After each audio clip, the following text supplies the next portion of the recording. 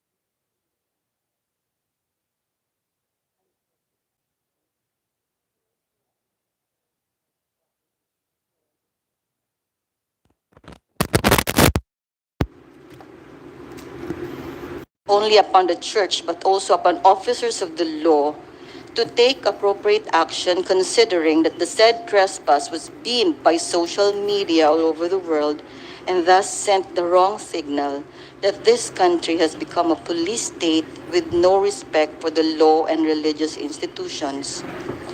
While the damage has been done, the opportunity is there to rectify the errors brought about by the trampling of basic rights in the conduct of the alleged raid by granting the reliefs and legal remedies provided by law.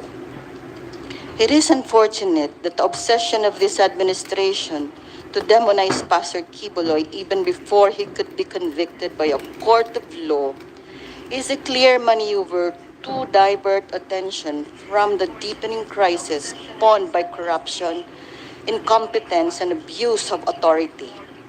Again, it is with heavy heart that I am constrained to take action against all those responsible for the coordinated but illegal raid.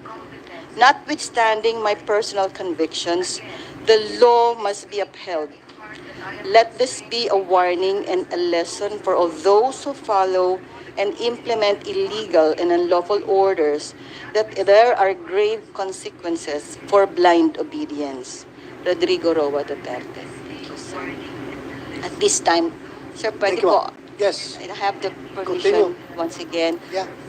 to, of course, the Honorable Chairperson of the Committee on Public Order and Dangerous Drugs, Honorable Senator Bato de la Rosa, Senator Robin Hood Padilla, maraming salamat po at pinagkaloob po itong pagkakataon. And also Senator Christopher Bongo at sa lahat po na nandito ngayon in this room, sa lahat ng NBI, DOJ, Napolcom, SWD, and of course the PNP, sa CHR, and all those that are here. Indeed, we're so thankful that we were given the chance to air our sentiments.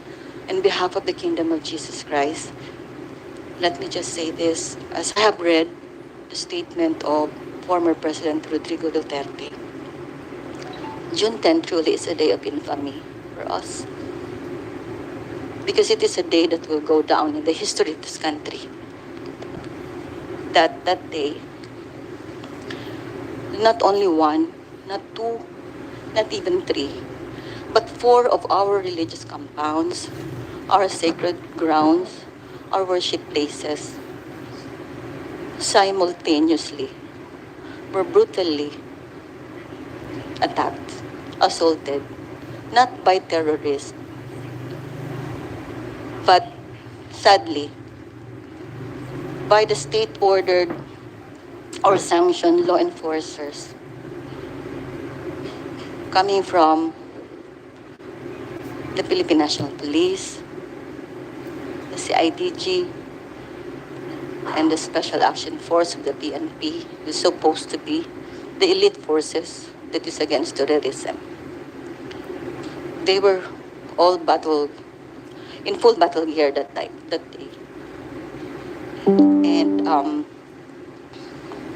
it was done. Maybe later on we will be showing the footages of what really transpired. At sino ba yung inatake nila? They attacked the religious compounds of the Kingdom of Jesus Christ. And who were there? We were innocent civilians. Yes, there were children. There were mothers. There were grandparents, male and female, because it is our home. Tinitirhan namin yun. It is our compound. We have lived there for almost 40 years. Kaya doon kami nakatira. And as you all know, some of you have been in our compounds. And if you know us, for 40 years that Pastor has been preaching, we're innocent civilians, disciplined, law-abiding, God-fearing. We are volunteers, missionaries. We have given our lives to serve God and the country. And we have never wronged anyone. We have been upholding the law because that is what our beloved pastor has taught us. And on that day, we never expected that a horrifying incident such as that would ever happen. Why? Because they already served warrant of arrest several times. If I may, That the horrifying incident such as they have already served it on April 3 in the central headquarters and in Samal, and April 4 in Prayer Mountain and the Glory Mountain, and April 10 in the central headquarters and Prayer Mountain, the Glory Mountain, and May 3 in Prayer Mountain and Glory Mountain, and we have always entertained and let them in peacefully. We didn't have any resistance. Ba't kami magre-resist? Yun nga lang ang tanong dito sa committee hearing na ito sa pagdidinig, tinatanong natin yung excessive ba yung June 10. Kasi, ang pinuntahan naman nila, religious compounds, hindi naman lair ng mga kriminal. At ang sino hinahanap nila, para lang din sa lahat, sino bang tinutugis? It was in the guise of issuing a warrant of arrest to our beloved pastor, which we have known. Naging buhay na namin for almost 40 years. Kaya yun ang masakit. Kasi alam namin yung katotohanan. Tapos, first of all, we know what the truth is. He is innocent. And Pastor Kibuloy has millions of followers, not only here in the Philippines, but the Kingdom of Jesus Christ, which is a homegrown ministry from Davao City, has reached not only the Philippines, but the whole world. And what is painful with that, is it because he was just like falsely accused yet? Is it because he is also the spiritual advisor and the friend of so many, especially the former president, Rodrigo Roa Duterte? PACQ or Pastor Apollo C. Kibuloy is not yet convicted in any court here in the Philippines. Allegations yung lahat. And he has always said it. He is not evading the law. Palagi niyang sinasabi yan. He's not escaping from the law. He was just asking the preservation of his life. Haharapin niya ang alleged na mga accusation sa kanya na human trafficking, rape, at ano pa man na lahat na inaakusan ninyo, which is alam namin na hindi totoo, pero sige na lang. Pero haharapin ni Pastor yan, basta nasa tamang korte. At guaranteed siya na safe ang buhay niya. Hindi siya nag-i-evade ng law, ulitin ko lang po. He's not evading the law because he has always taught us to abide by the law. And so, kailangan lang niya ng self-preservation, kailangan niya i-save yung buhay niya. Huwag lang makialam ang Amerika. Kasi, yung information nga nakakarating sa amin, hindi sila mag-extradition, but extraordinary rendition. Sinabi niya ni Pastor, huwag lang makialam ang Amerika. I-secure nyo lang yung seguridad ni Pastor. Haharapin niya lahat ng accusations niya sa korte. So ganito ang nangyari. Ilang beses sila nagbigay ng warrant of arrest para sa inosenteng tao at hindi pa convicted. Hindi siya fugitive kasi hindi siya nag-escape sa law. Sorry. Huwag yung tatawagang fugitive yung hindi nag-escape sa law. At pastor siya. Pastor namin siya. Buong buhay namin binigay na namin kay pastor kasi alam namin yung sinusundod namin. And that June 10, I was there. We were there. And never have we felt so brutalized and terrorized on that day. Hindi kami sanay kasi we have lived peacefully. Lahat ng turo ni pastor, pagmamahal, pagsusunod sa batas. Tapos, to our horror, we were about to pray. I was looking at my watch, it's 3:50. The silence of that morning was broken by the siren because that is our only way to inform everyone that we were already under attack. You say we are armed and dangerous. You have your body cams with you. The camera will not lie. The CCTV will not lie. We were there because we were about to pray for our devotional dawning prayer. And that is when, all of a sudden, I just heard all those, the female workers running around. We have to protect our compound. We have to protect our property. It is our home. That is our inheritance given to us by the Almighty Father. And we worked on that by the blood, sweat, and tears of all the kingdom citizens. Yun lang ang pamamahay namin. Yun lang ang lugar namin, kaya pinoproteksyon namin. Binigay yun sa amin ng ating Panginoon Diyos. Pinangunahan ng aming mahal na pastor. Why we are protecting that? Because it was, yun ang iniwan ni pastor sa amin. And we vowed to protect it no matter what. So yun yung nangyari. So tanong natin, excessive ba yung lulusob ka sa banal na dako na kung walang ginagawa kundi manalangin, magpuri sa Ama, magsisimba, at wala ibang tinuturo kundi pagmamahal sa kapwa, pagsusunod sa batas, at pagmamahal sa Diyos. Excessive ba yung... For the first time in my life, I saw all those PNP personnel who were ready geared for war with all their ammunitions, yung mga baril nila napakalaki. I did not know what to do, but the children, the women, the mga workers kasama namin sa gate. Later on, Carlo will also relate what happened that day. It only not resulted in a pain so deep that even until now, the pain is there. Hindi man namin sadyain. Alam ko trauma is matagal mag-heal. It's not only pain, trauma, but it also resulted and caused the death of 2 of our members from the Belaan tribes in Kitpog. You also May namatay? Opo, dalawa. Bakit? Anong nangyari? Because of the trade, na trauma sila, sir, kasi mga Bilaan, for the longest time, napaka-peaceful na po nung sa Sarangani province.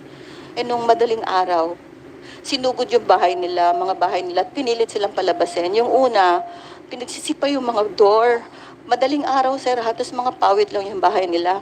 Tapos, yung unang, yung matanda, may sakit na siya. Kaya medyo nasa labas na lang siya ng bahay. Pinilit talaga siyang palabasin. Labas kayo. Matanda na, sir, kasi may sakit nga. Pinalabas. Bedridden siya. Pinalabas talaga. Pinilit nila lahat, pati yung matatanda. Pinilit nilang palabasin sa bahay. Sir, hindi po yun sa compound. Nasa community po yun. Mga Bilaan yun. Ancestral domain yon, malapit yung tinutulungan ni Pastor So, yun. right there and then, during that activity, The namatay? next day, The next day. ipalabas kasi siya ng madaling araw. Yung dalawa. Isa muna, ganito Isa. sir, yung tatay ng bedridden na may sakit, pinilit palabasin, nagpamakaawa, ginising nila ng mga baril na lalaki talaga ng mga arms nila. Pinilit nila lumabas. Yung iba, sabi nila, ang ginaw, madaling araw na sa bundok.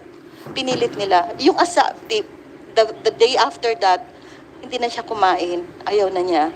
Tapos palagi niya, ang iniisip niya, baka kunin nila si Pastor. Kasi member na po sila. Naunawaan po nila yung mensahe ni Pastor. Yun yung takla. Baka makuha nila si Pastor. Walang warrant of arrest. Picture lang ang pinakita. 8. Picture. Kilala niyo ba to? Ganun po nangyari doon sa Kitbog. Tapos, yung asawa niya, the following din, matay yung father. That day din, yung asawa ni William, tinitimpla pa niya ng kape yung mga sundalo. Nanginginig na siya. After a few days, na-stroke. Hindi na si Brother William nakapaglibing sa father niya kasi na-stroke yung asawa niya. Tinulungan namin din nila sa hospital. Dilim naglaon. Sir, namatay din. So, dalawa yung namatay doon sa pamilya na yun. Tinulungan namin hanggang ngayon. Tapos yung may bata doon, kasi naano siya, siguro hindi lang talaga kaya i-process ng utak niya. Parang natuliro. Naloko pag may makikita siyang drone, binabato niya. Pag may makikita silang naka-uniform, natatakot sila. Kahit ibon, wala, sir, nasira yung bait. Hindi talaga, hanggang ngayon pinapagamot namin. Hanggang ngayon, namin. Tapos yung sa Glory Mountain naman, may mga footages naman, sir. Yung sinabi nila na nakipaglaban dahil may bolos. Natural, kasi bundok yun. Glory Mountain yun. After ng prayer, nagpa-farm sila. Nag-garden sila. So, dala-dala nila yung pang-farm. Bigla na, ang sinabi nila, ibababa kasi papamedico legal yung 6 with minors pa. Pero pagdating doon sa Kalinan Police Station, nagtaka na lang yung guardian. Pinasuot na sila ng orange. Kinunan sila ng mugshot. Sir, mga innocent yun kasi mga ano din yun, nasa tribo din yun. Tinutulungan lang ni Pastor doon sa bundok. Ganun po. Hindi man lang binasahan ng Miranda rights or what.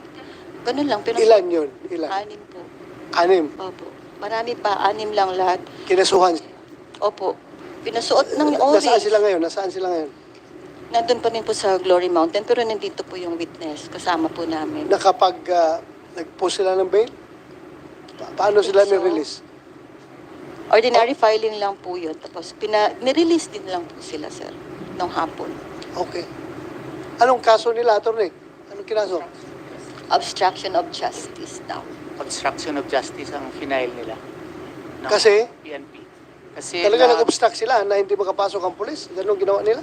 allegedly po, yun ang allegation ng Philippine National Police. Actually, 8 po yung dinala.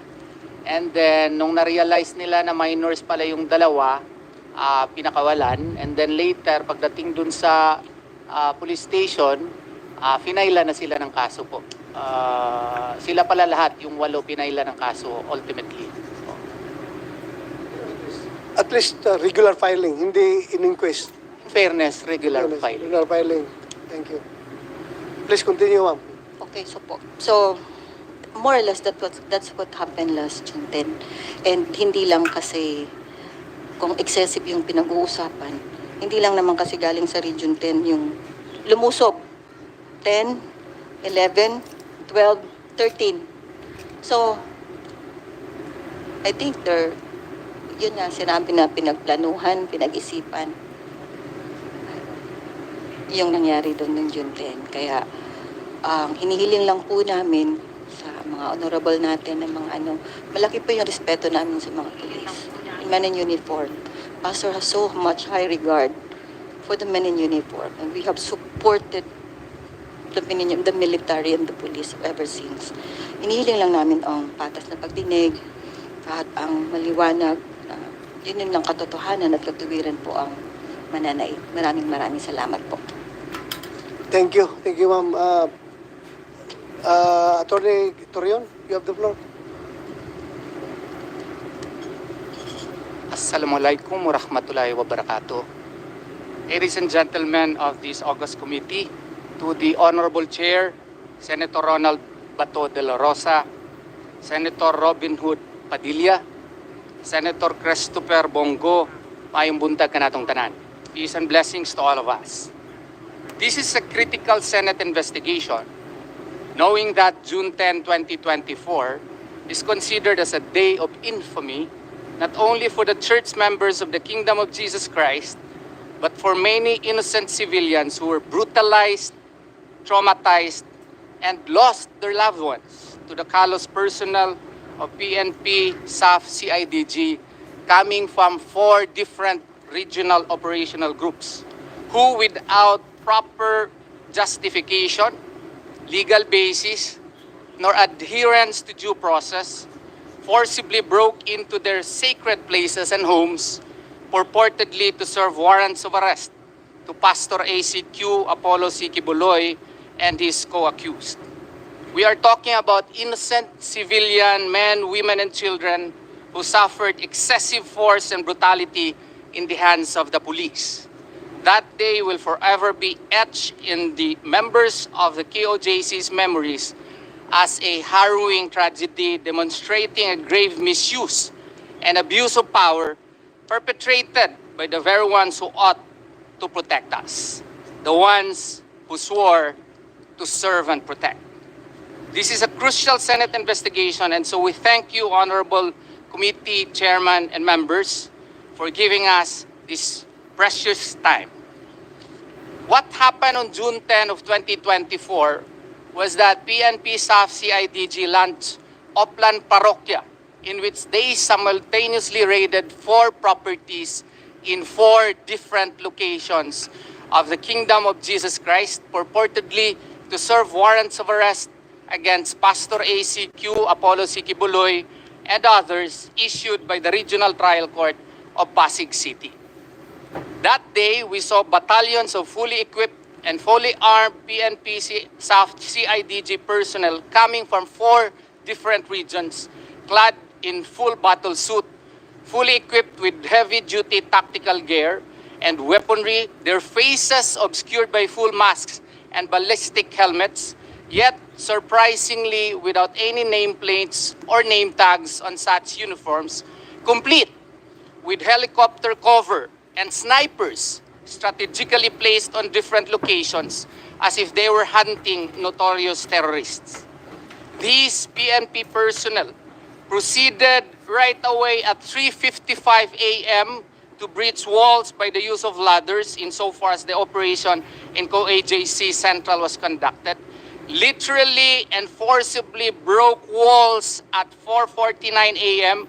insofar as Glory Mountain operation was concerned, and or forcibly opened gates at 5:02 a.m.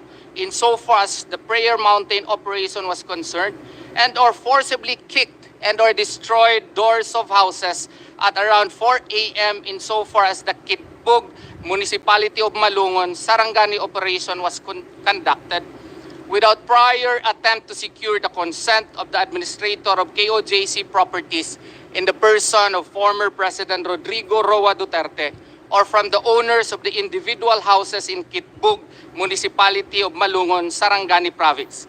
In Kitbug especially, since this was not so fully shown on TV, fully masked and fully armed police officers with no nameplates just straight away kicked open the doors of the houses of the Bilaans in the area and then ordered them to go out of their houses so the police can conduct unbridled searches inside. As a consequence, many Bilaans were traumatized. 2 died, the proximate cause or immediate cause being the illegal raid conducted on June 10 of 2024. What is our position? The position of KOJC unequivocally condemns the use of excessive force by the PNP during the said operation. The actions taken by the police on that day were disproportionate and unwarranted, resulting in undue harm and distress to KOJC community as a whole and to each of KOJC members, most especially to those who died, injured, illegally detained, and harassed on that fateful day. Such conduct undermines public trust in law enforcement and violates the fundamental principles of human rights. Violations of Sections 2, Rule 113, as well as Sections 11 of Rule 113 and other provisions of the revised Penal Code were clearly committed.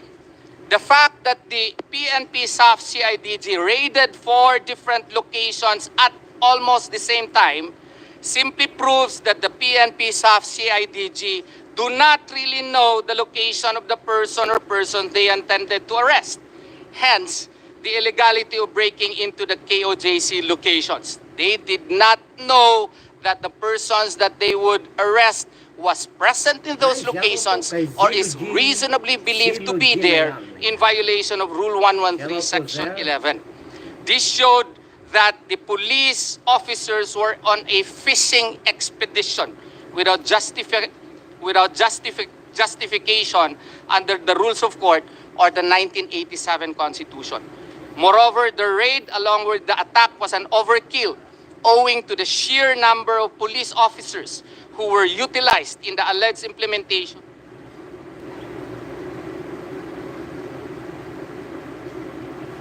police officers last June 10, 2024 were actually previously returned already to the RTC Pasig City as evidenced by the court order dated June 7 of 2024 recognizing the return of the said warrant of arrest.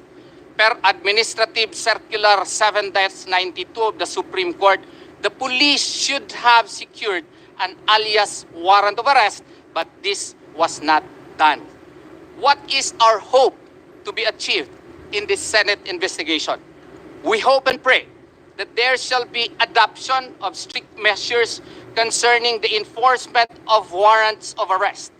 We advocate for the mandatory use of nameplates by law enforcement officers, the disclosure of their identities, and the strict enforcement of body-worn cameras during operations.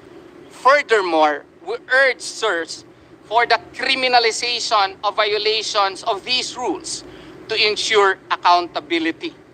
We likewise urge the passage of laws on the proper usage of drones. Every night almost, we see drones being flown over the properties hovering above KOJC properties. Given the increasing deployment of drones in law enforcement, it is imperative to establish clear regulations governing their use to protect the privacy and safety of our citizens. There are so-called no-fly zones which must be observed and implemented in our jurisdiction by reasons of security, safety, privacy, or regulatory reasons.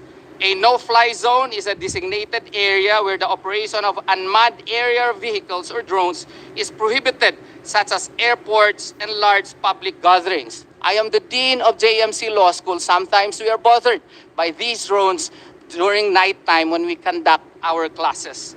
The KOJC Central Compound is beside the Davao City International Airport, a single fact which makes it supposedly a prohibited area for drones. But this is not done by the PNP in our area. We likewise pray, Your Honors, that there must be court orders for the installation of listening devices. We have reasons to believe that even our I love yous to our wives and our secret conversations in our phones are being listened to. So we advocate for strengthening Republic Act 4200 or the Anti-Wiretapping Act by requiring court orders for the installation of listening devices similar to the Anti-Terrorism Act, so that such will safeguard civil liberties which we so cherish, Your Honors. We likewise pray that a domestic law shall be passed recognizing schools and churches as no-force zones. There is already sufficient basis within the international legal framework as well as our own local legal framework which recognizes schools and churches as no-force zones, but we believe that there is yet no domestic law which clearly define such and providing for penalties if the same is violated.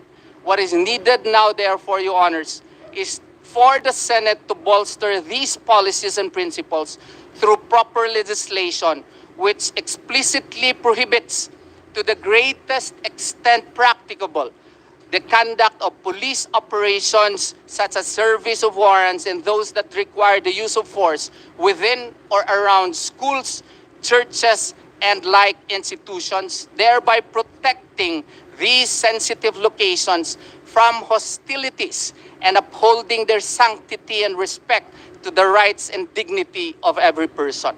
Establishing no-force zones around schools and churches will protect these sacred and educational spaces from the violence and trauma associated with law enforcement operations. We pray that these be acted, Your Honors. Thank you for the opportunity that you have given us this morning. Thank you, Attorney Israelito Torion. Can you give us a copy of your opening statement so We that already, Meron na? yes, Your Honor. Kumsek, we have already a copy of that? Yes. Okay. Thank you. Yes, including Thank you. copies of all affidavits, Your Honor. And we are ready with a video to be played so that the people will really know the extent of the violations committed by the PNP in this case, Your Honor. Yeah, but before you play that, I just would like to short reaction lang sa sinabi mo. If you are worried that your phone is being tapped or monitored, I am also worried with my cell phone. I know. I've been a police officer and I know that my phone is being tapped right now. I am very sure of that. But as to who are these people doing it, I cannot definitely say. And as to the technology that they're using, I cannot definitely say kung ano yung ginagamit na. Pero I know, feel na feel ko na tinatap yung cellphone ko for a couple of months na. Kung sino may capability niyan, I just don't know kung sino. But I am sure, I'm pretty sure. Okay, pakibigay yung kuan mo at saka yung i-play na natin itong video mo before alis si Chief Invic. It is ready, Your Honor. Please go ahead.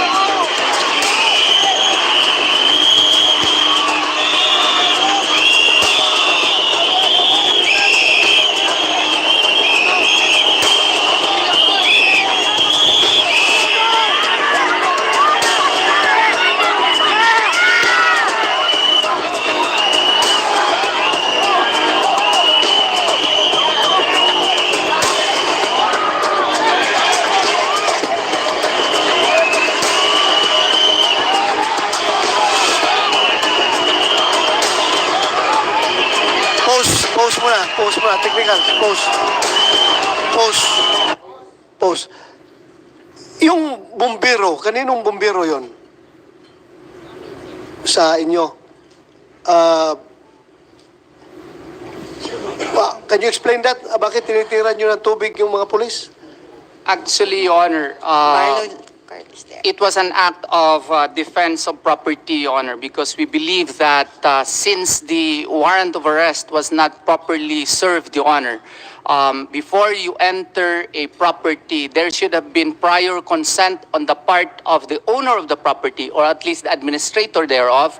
They did not do that, Your Honor. So there was violation of Rule 113, Section 11, and therefore Article 429 of the Civil Code will apply. They have the right to defend their properties, Your Honor, because it was clear that at 3:59 a.m. they just immediately placed ladders therein and breaching the walls of the KOJC. That is a violation under Rule 113, Section 11, Your Honor.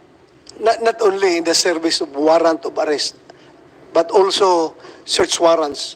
Kailangan, kailangan magpaalam ka sa may-ari ng pamamahay. Yes, Your Honor. That's Rule 126, Section 7, Your Honor. We 1, believe, 2, 3. yes. Ano Yeah. yan? Rule 113, Section 11, insofar as warrant of arrest is concerned. Rule 126, Section 7, insofar as search warrant is concerned. Both requires prior consent before breaking into any enclosure or building, Your Honor. Yeah, thank you. Please continue.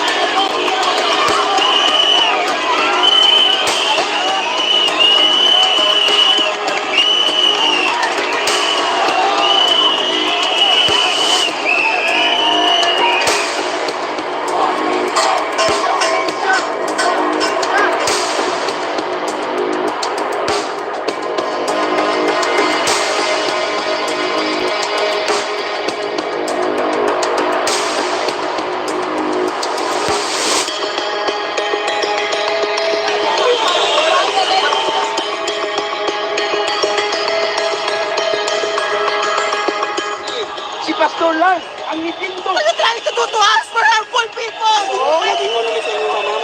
Oo, whether you like it or not, we greet sa inyo.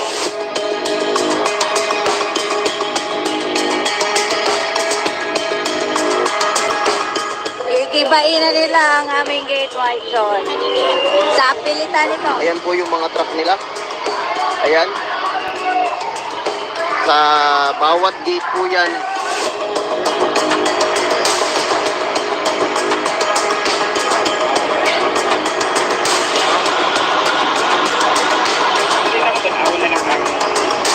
Kita-kita lemot sa kitay, ula-ula silbi. So kalwa lang mo, inuna na po mga pulis magkuwat lang.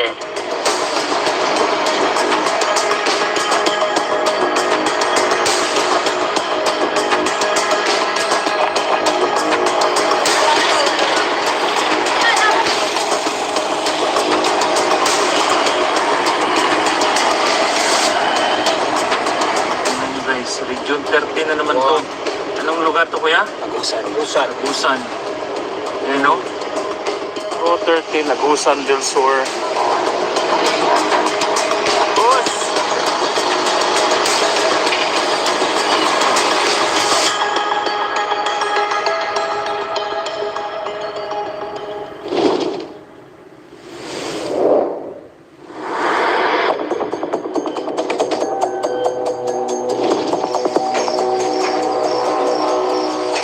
Good morning, sir.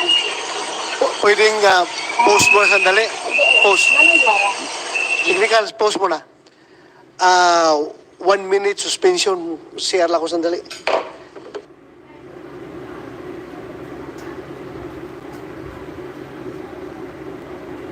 Nad, magandang umaga. Yan. Magandang umaga po sa inyong lahat. Yan, ang inyong pong napapanood, yung Senate hearing po tungkol dyan sa paglusob di umano Diyan sa compound ng Kingdom of Jesus Christ, diyan sa Davao. Davao City, ano. Kung makikita nyo, may mga helicopter pang nakalipad, ano. Hindi natin alam kung ano ba talaga ang kanilang purpose. Ako din, CR muna. Sige na, mag-CR ka muna. Huwag ka dyan sa, ano, sa may poste, ha. Baka may gumagala na aso, makagat yan.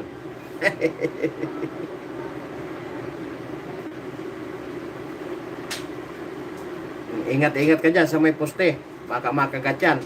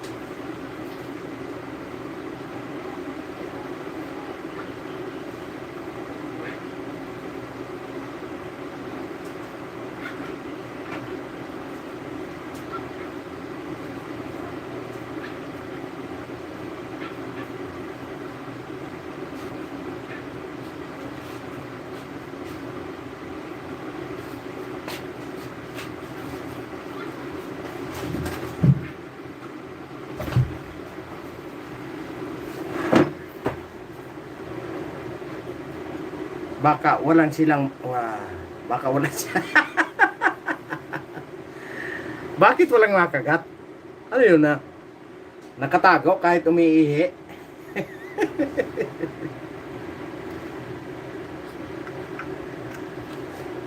Ay, magandang umaga po sa inyong lahat. Ano? Salamat sa mga naka-BG dyan. Ano?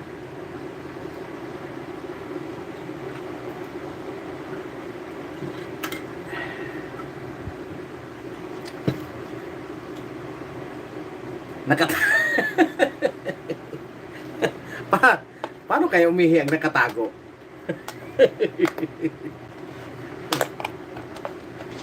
Okay lang. Please continue with the video presentation. Ayan, tapos ka na rin Ang gawin naman ang lawyers, pwede ba? Para na ako na. Naman may legal team. Pag mo nakakaniwala. Naman kung may pananipot sa mga kagaling ng kasi. Kasi paano nyo? Kasi mo makawala. Wait, ano lang, gamay lang siguro. Gamay lang siguro. Pag mag-antete, bukas ko yan. Sige.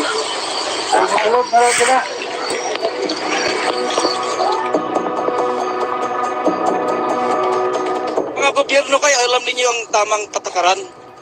Kasi nasa gobyerno kayo. Kami, wala kaming armas. Sige! Sige!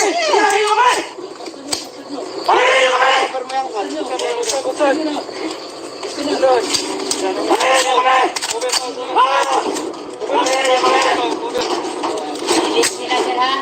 Hindi pa ninantay yung abogado namin sir. Yan yung ginawa nila.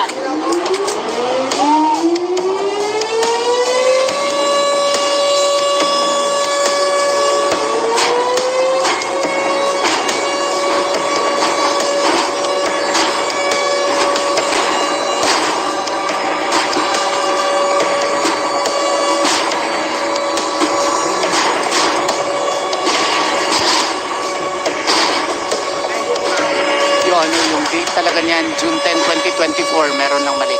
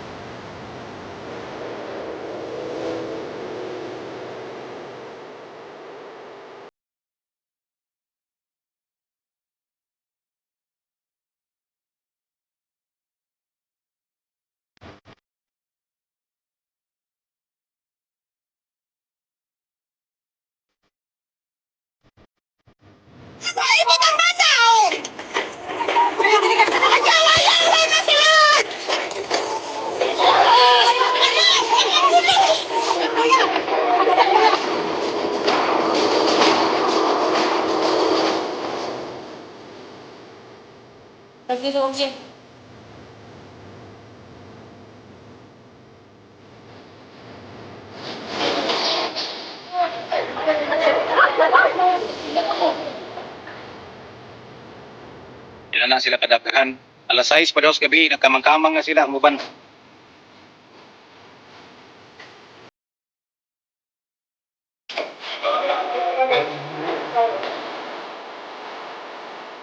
Ay mga kasama tayong isasama kami para may pacheck namin na sigurado walang nangyari sa kanila.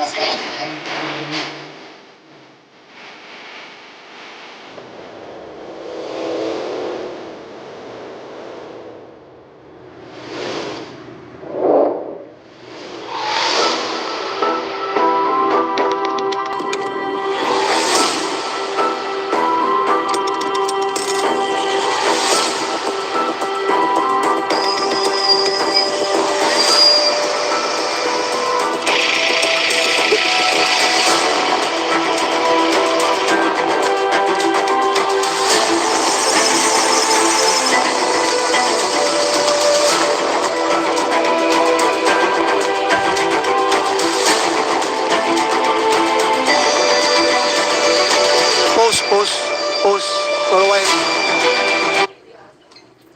Yung dalawang venue na yan sa Tamayong, Kalinan, pareho yan. Magkalapit lang ba yan o distansya? 6 kilometers apart. Hindi, yung ibang lugar yan ha, pero within Tamayong area. Yes, Your Honor. Yes, Your Honor. Yung Glory Mountain po, Your Honor, nasa Purok size po, sa taas po yun. Then mga 3 kilometers pababa, yun po yung Prayer Mountain. Ito po yung pinapakita ngayon. Sandali lang, para to orient myself ba. Pumunta ako doon sa Tamayong, yung magandang lugar na maganda. Ano yon? Yan yung Prayer Mountain o yung Paradise Garden? Ito na po yung Prayer Mountain po. Prayer Mountain. Oo, iba yung kanina, Glory Mountain yun. Glory Mountain yun. Oo, yun yung sa bundok. Itong Oo. Prayer Mountain, ito yung magandang lugar sa Tamayong. Both are maganda talaga. Hindi pa ako nakapunta nung isa, hindi ko nakita yon. Ito ang napuntahan ko, yung Prayer Mountain. Prayer Mountain yan. They are 6 kilometers apart. Yes. More or less 3 actually. 3 kilometers. 3 kilometers. So, yung mga pulis na nag-raid dyan, iba rin yung pulis na nag-raid doon sa kabila. Correct po. Simultaneous. Yes po. Okay, thank you. Please continue.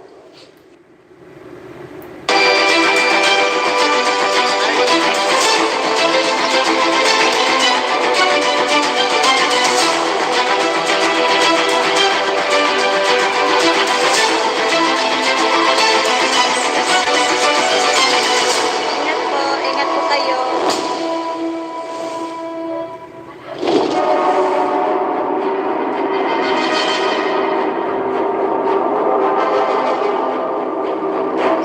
Ito po, Kitbog, Sarangani Province na po, Senator. Kitbog, Sarangani Province.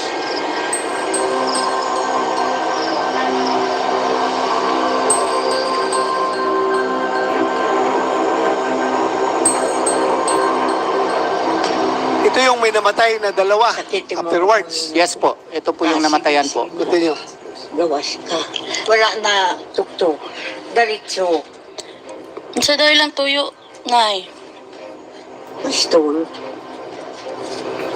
Pistol lang to. Kung bago nag-abot sila diri. Hindi nila sa kulit. Gitiun sa imong anak nga naman. Itiwan sa mga pulis. Kay dugay mi magkuan gawas. Sabi nila na ami tago diri.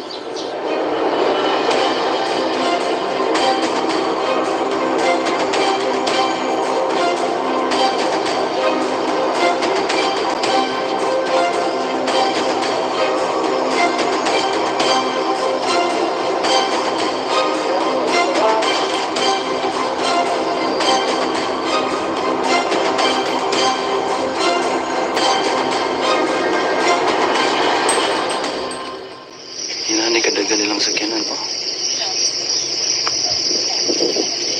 Uy.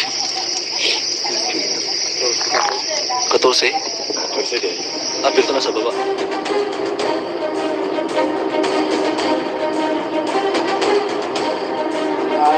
Diaslihan nila ni Sir kay ang ilahang hinala underground daw ni.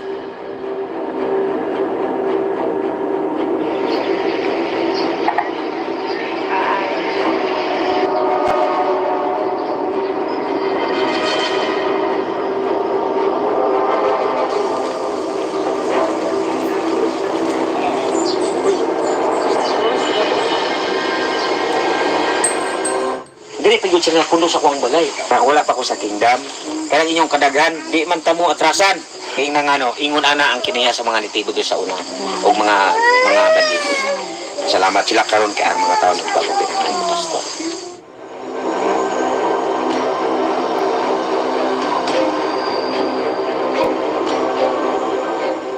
Hadlok noon ko, nagkurog-kurog noon akong mga kuwan. Nagputo-puto, nagsakit ko nung diri dapit.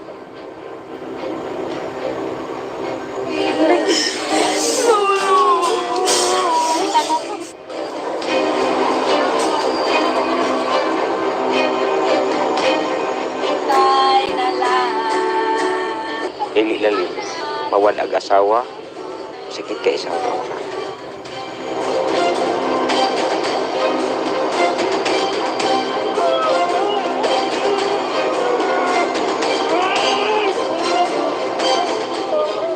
Hindi na ko gusto nga maulit pa sa amon komunidad nga anak nga may tabo.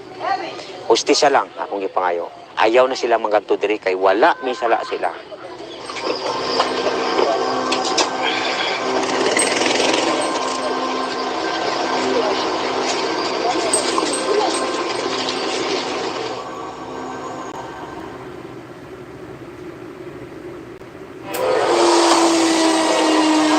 Post mo na, Sabi post. na maximum Post. tolerance po talaga yung ating implement sa pagdagang. General Marvel, sinong ground commander doon sa yung sa mga Blaan? Sinong ground commander doon? Yung lead, yung officer leading that operation? The one leading the operation is the Deputy Regional Director for Operations po, sir. Maybe we can, I don't have any list, sir, but the one in charge for the overall is Police Major General Ronald Lee, but I don't have the complete leads right now kung sino po yung... No, yung particular lang doon sa Bilaan area. Yung ground commander doon. I'll check it, but I don't have it right now po. Maybe in the next po, we can... Please submit to this Apo. committee, ha? The name. Apo. Yung lahat ng ground commanders nung apat, ilan ba yun? 5? Apat na lugar. Pakisubmit to this committee. Ha? Yes, sir, Chairman po. Thank you. Salamat. Please continue. Itong service of warrants of arrest.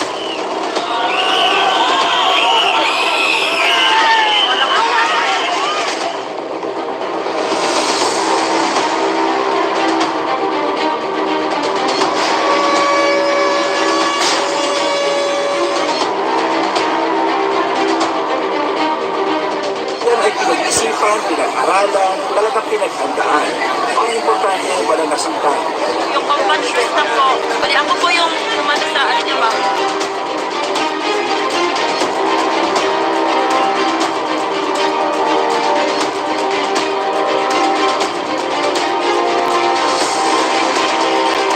We don't feel safe anymore. Something is wrong, definitely wrong with this country. Why are they doing this in Davao City? Tatanong po kami bilang mamamayan dito sa Davao City. Nakasama po ba kayo sa pumunta dito ng June 10? Hindi. Pero namataan sa dako ng video noong June 10.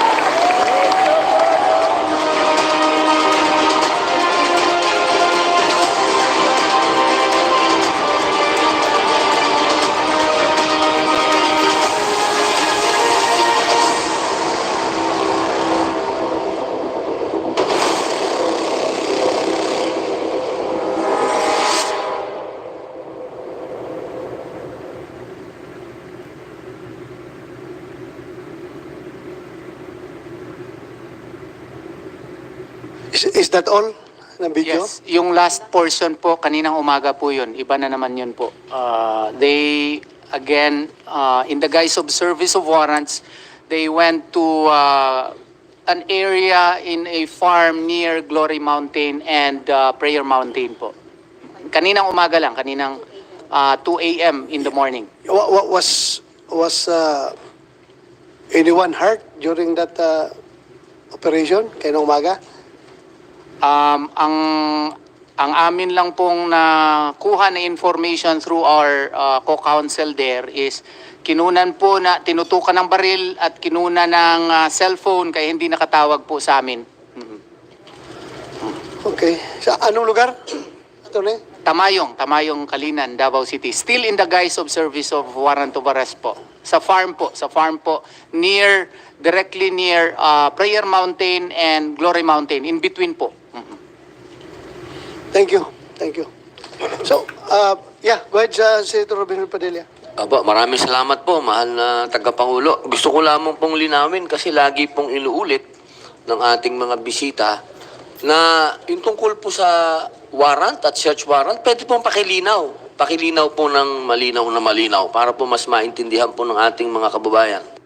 Okay, Senator Robin, akala kasi namin nung June 10, meron silang search warrant. Nung dumating po ako mga 6 o'clock, 6:30, akala ko may search warrant sila kasi nandun na sila sa loob eh. Ang ipinakita sa amin ay warrant of arrest lang pala.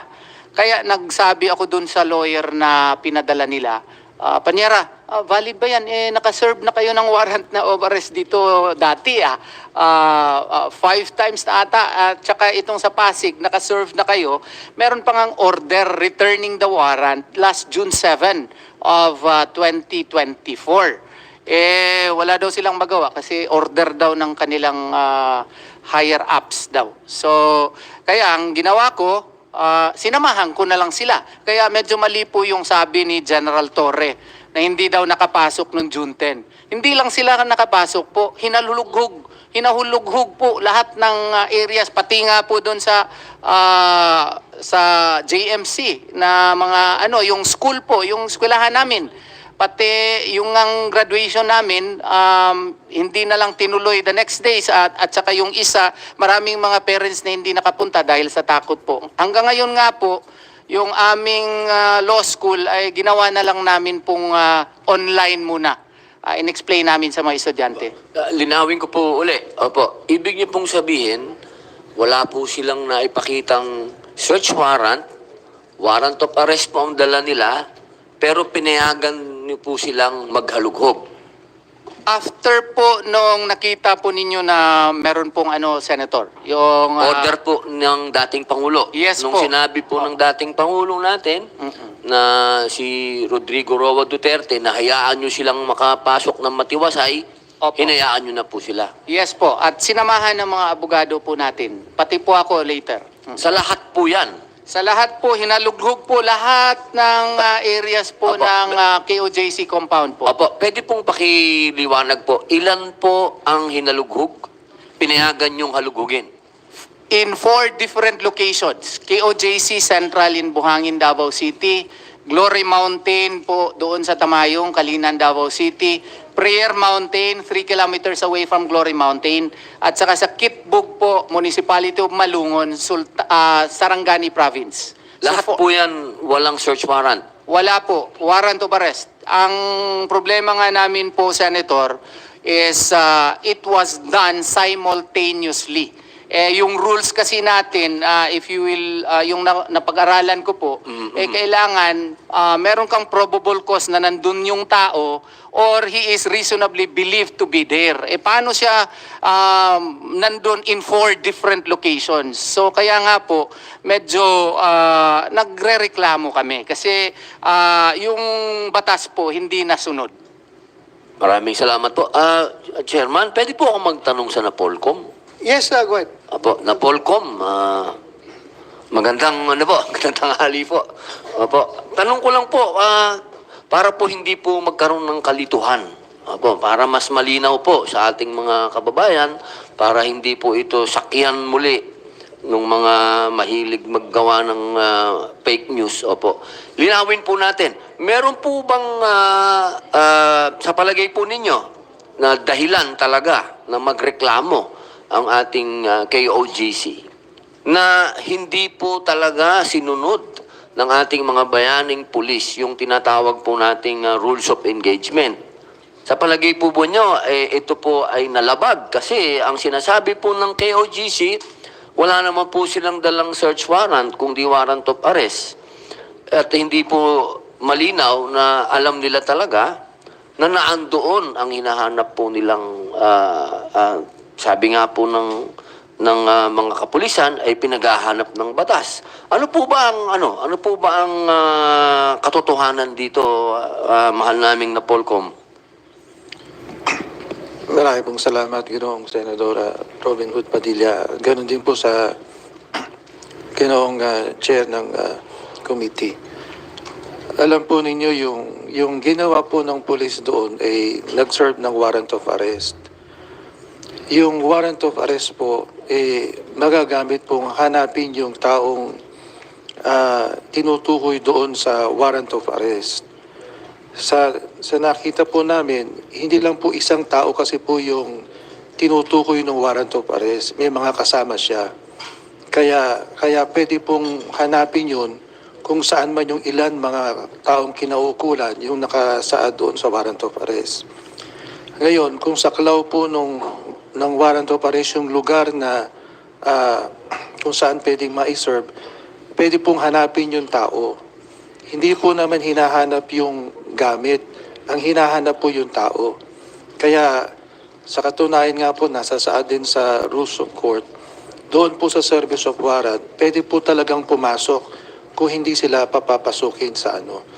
Tinalakay po natin yan nung pinag-usapan yung hearing doon sa pagsiserve ng warrant, doon sa Pandem, Bulacan. Dito rin po sa hearing ng Senado, sinabi namin kung merong warrant of arrest, enough na yun na makapasok yung pulis sa loob. Subalit, kailangan lang na may protocol. Sa nakita po ng NAPOLCOM doon sa video footages, lumalabas naman na nakarestrain yung mga pulis nga. Sila yung ni-water cannon, sila yung napagbuhatan ng kamay kasi nga kahit na ating dating Pangulong sinabi nga na pwede talagang makapasok kasi may warrant of arrest.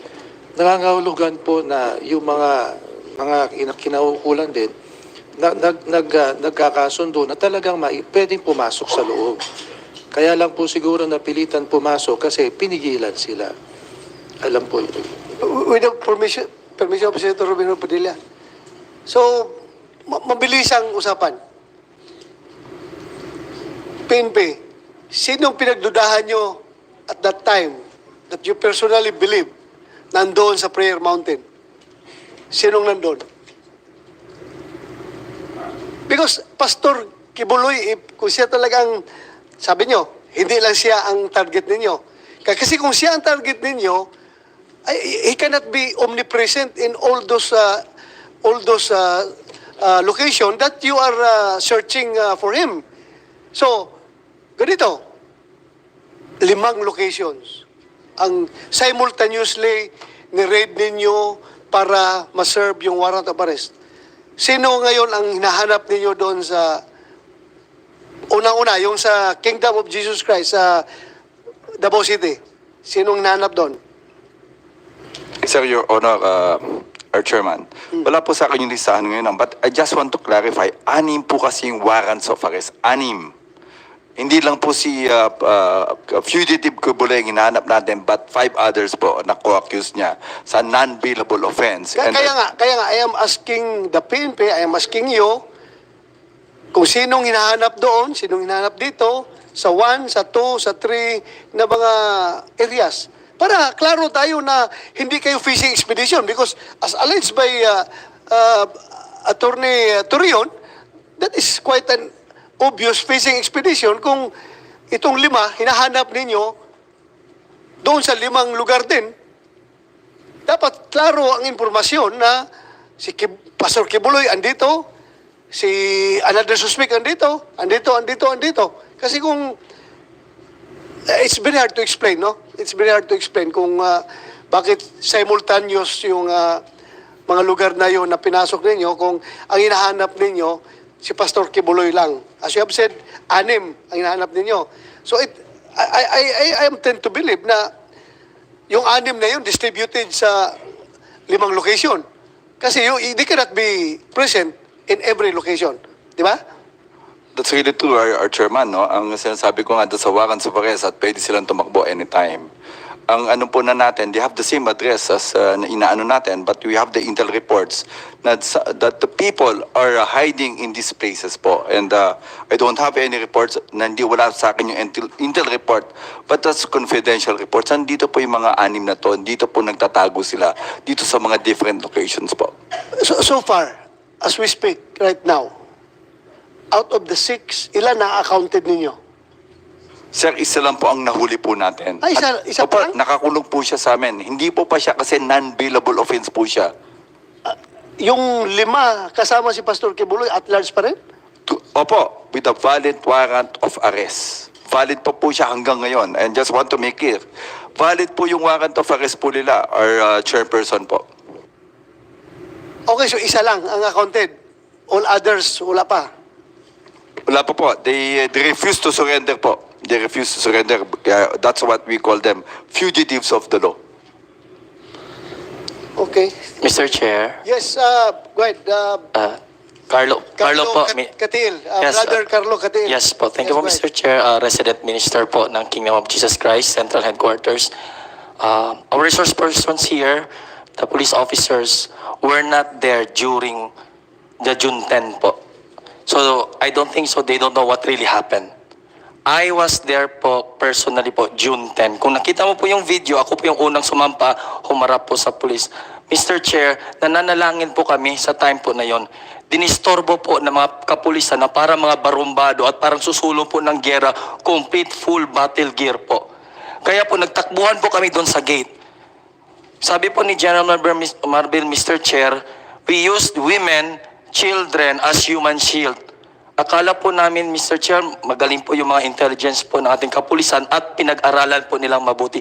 Natural po, Mr. Chair, nananalangin po kami. Whole family nandun po lahat. Nung inakyat po nila, Mr. Chair, ang aming gate, ang aming pong response, kami pong lahat, kasabay mga bata, tumakbo na po kami doon to defend our place. Bakit? Nung una po akong sumampa po doon, Mr. Chair, hinanapan ko po sila, ano po ito, para saan po, may dokumento po ba kayo? Pwede nyo bang mahintay ang aming mga lawyers? Hindi po sila nakinig, Mr. Chair. Hindi po talaga sila nakinig. They really pushed themselves na gusto silang pumasok. At kami po, mga inosente, sabi po nila, pwede po daw kaming armasan ni Pastor ng mga baril. May private army po daw kami. Yun ang intelligence report po nila. Po nakita nyo po, wala po kaming kalaban-laban. Mga inosente pong missionary na mga bata, matanda, na until now po ay natutroma. Kayo po, Mr. Chair, mga officialis, may mga anak po kayo. May mga magulang po kayo. I do hope hindi po mangyari sa grabe pong trauma. Until now, yung mga bata po, makakita po ng mga police in uniform, men in uniform, sumisigaw po, nanginginig po. Hindi po namin alam ano po yung intervention na gagawin namin. Umiiyak po. Makakita lang ng police uniform like you, na taas po ang aming pagtingin po at respeto po nung una. Pero nung ginawa po nila ito, kasi simple lang po hingin namin eh. Hintayin po ang lawyer namin. And we have our Kingdom Property Administrator na si Pangulong Rodrigo Duterte. Ni isa sa kanila, hindi man lang po tumawag kay President Duterte. Kami pa po ang nag-initiate na tumawag, Mayor, President, ito po ano pang gawin namin? Kasi nga siya pong administrator, magpaalam po. Yun pong alam namin na batas. Kasi for 4 times, pabalik-balik na po sila dyan. Nagsuserve po ng mga search warrant, mga warrant na yan. Pinapatuloy po namin kasi ayaw po namin ng kaguluhan. Peace-loving people po kami, sir, ma'am. At eskwelahan po yun, simbahan din po yun. Wala po kami mga baril, wala po kami mga armas, hindi po kami mga violente, hindi po kami mga terorista, hindi rin po kami mga kriminal. Until now po, yung mga police po nila doon, nakakalat, tinadtad po ng checkpoint, harap po ng aming compound, sa gilid, kinasing na po nila kami. And when we approach them, magtatanong lang po kami, Sir, ano pong pangalan, pwede po bang makuha ang ID niyo? Kasi Para masiguro lang namin kung pulis ba yan. Pwede pong NPA, magdamit lang po ng pulis. Pwede po iskalawag, pwede po preso na pakawala. Gamitan po ng pulis, magpiring, wala pong makita mata. Magtatanong kami, maghingi ng ID, police badge number. Wala pong may pakita, magtakbuhan po para pong walang narinig. And then, according to General Torre po, sabi po niya na panggabi lang po yung checkpoint. Hindi po, 24 hours po. Nandun po kami sa harap, nakabantay po. Kami po ang nakasaksi. And then, may kakulangan po pa tayo ng pulis. Binagsak po doon sa Davao City, sa harap po mismo ng aming compound. Lahat ng mga pulis. Bakit may Region 10 po doon? May Highway Patrol Group pa, may HPU, may Regional Mobile Group pa, DCPO, PNP Region 11, taga-barracks pa. Nagkampo na po sila doon sa harap ng aming compound po, sir. Grabe po ang pag-terrorize at ang trauma po naramdaman po namin, lalo na po ang mga kabataan. Kung may mga anak po kayo at may mga konsensya, nagsisigaw, parang nababaliw po yung mga bata namin doon, sir. Ano pong gawin po namin doon, sir? May intervention po ba kayong in-offer? Akala po namin na pinag-aralan nyo, napag-aralan nyo ba through your intelligence na simbahan yun, community yun, marami mga pamilya-pamilya doon. Eskwelahan din po yun, sir. Marami po mga estudyante doon. Kaya hanggang ngayon nagbabantay po kami. In disguise po ng police visibility, in disguise po ng pa-checkpoint po ninyo. Hindi po kami mga bobo, sir. Alam po namin kami po ang pakay nila. Tinatanungan, bakit kayo nakatakip ng mukha? What they did po, sir, tinotraumatize, tiniterrorize po nila kami doon na nakatira. For 40 years po, Mr. Chair, nakatira po kami dyan. Past administration po, wala pong ganitong nangyari sa amin. Okay. Wala po. Alam mo, I've been a Davao City Police my whole life bago ako naging Chief PNP, bago ako napunta ng Krami. At noon, kapag kami magkakandak ng checkpoint sa highway, alam niyo, ang mga tao magpapalakpakan. Tuwang-tuwa sila na may pulis dyan nagkakandak ng checkpoint. Marami maghatid ng tubig, maghatid ng pagkain, dahil mahal na mahal kami ng taong bayan ng Davao pag nakakandak ng checkpoint. Ngayon ko lang narinig na ang mga Davaoenyo pala ay patititerrorize na pag nakakita ng pulis na nag-checkpoint. So, it saddened me to know. Masakit po sa puso namin, sir, actually, sir. Ganun na pala ang tingin ng... Yes po, sir. Mataas po ang respeto namin, sir. We really supported the police, the men in uniform po. Pero ngayon po, sir, sa ginagawa po nila, sir, para po kami mga terorista, para po kami mga criminal, sir. And we are just living there peacefully po. And then we are just asking simple questions. Karapatan po namin to get their names po. Karapatan po namin yan, sir. Sana ngayon, ngayon, we are living in a different circumstance. Very different na circumstances ngayon natin.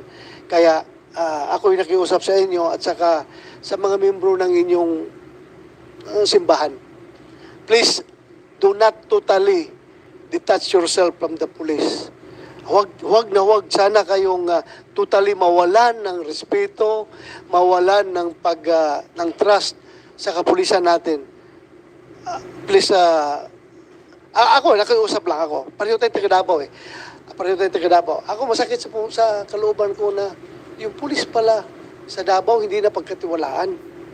Well, you know, we build that trust between the police and the community for a very long time. Alam mo kasi natin yung policing doctrine na the police is the community is the police. Mahal ng pulis ang kanyang komunidad. Mahal ng komunidad ang kanilang pulis. Ganyan po ang treatment namin sa Davao noon. Ngayon parang kalaban ng pulis ang community, kalaban ng community ang pulis nila. Sana ma-fix natin ito. Nakikinig nga dito ang ating RD ng Region 11. Please, ibalik natin yung trust ng taong bayan sa ating kapulisan. There's only, ang ating hinahanap is only 6 na mga suspect. Pastor Kibuloy and 5 others. So sana, in your quest na mahuli itong 5, you do not alienate the whole Davao community from the PNP. Yun lang sana, paintindihan natin taong bayan. Ito lang ang may warrant, ito lang ang aming hinahanap. Masakit man sa kalooban ninyo, pero trabaho namin dito ng police na talagang i-implement ang warrant dahil we have to enforce the law without fear and favor. Fair or favor. Yun ang gawin namin. Pero as the way I heard it, the way I observed, na para bang Nick, na ang mga tao ay nagiging anti-police na sa Davao City. It's your job. It's your responsibility. Sana, i-maintain mo yan. You reconnect with the community. Yun lang pag-iusap ko because nag-retire ako na police Davao talaga, iba ang feeling ko. Very proud ako sa aking community and my community was very proud of the police. 6 na tao lang itong nahanap natin. Hindi suspect itong buong Davao community. So huwag natin silang kalabanin. Huwag natin silang i-alienate from us. Balik natin. Sir, excuse me po. I will recognize General Marbel after you. Please go ahead.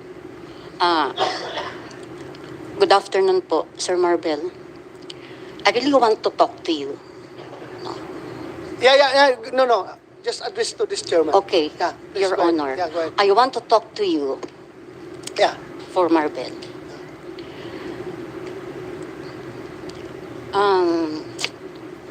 Police officers, we love you before. Not only police officers, Dito sa akin. but men in uniform, we love you before. Why? We are religious people and we are before secluded to the outside. But because of maraming mga haka sa amin doon, sa loob, baka nagsisabo kami, yung may haring sa loob, etc. etc. In fact, it was former Rodrigo Duterte I will cut you advised. short. Yes. Hindi ako naniniwala na nagsasayaw kayo sa lo. Laruhin Pero ko. yun ang Laruhin ko, haka-haka. wala. Yes, sir. Hindi mangyayari yan. Yes, kahit ipahelp. From my wildest imagination, hindi ko maisip na kayo gumagamit ng sabo. Yes, Hello? sir. So I doon promise tayo, you. sir, ha? Oo. But yan ang naririnig namin noon pa. In fact, it was President Rodrigo Duterte, the former president, to advise us, Pastor, please open your gates to others para makita naman nila kung ano kayo nasa loob. So it was Pastor also who oriented us. Parang i-orient na kami na we cannot detach ourselves to others. We might be there, pero kailangan natin ipakita. Kasi sabi niya, let your light shine upon men that they may see your good works. But they cannot see the good works that the kingdom is doing. So, balik tayo doon sa mga men in uniform. It was this group that Pastor embedded into our hearts that we should love. Why? Anong sabi niya? Ito sila ang nag-lay down ng kanilang buhay to protect our country. Doon hindi kami familiar sa mga men in uniform before. But we started following Pastor. Kaya pag nakikita namin sila sa daan, ganun, nagbibigay kami ng food. Alam niyo yun, nagbibigay kami ng food, etc. But, sorry to say, Mr. Marbel, true ba to? Senator Bato, sorry to say, overnight sinira ninyo yung mga values na ipinunla ni Pastor sa aming mga puso. You said, sana maibalik namin yung, I hope in time because mayroon namang healing time. But this time, we want to be heard. We want to be, gusto naming pakinggan. Buti nga, sabi nyo kanya, lahat may boses. Okay, kami may boses, wala kaming kapangyarihan tulad nila. Nasa kamay nila ang kapangyarihan ng bansa.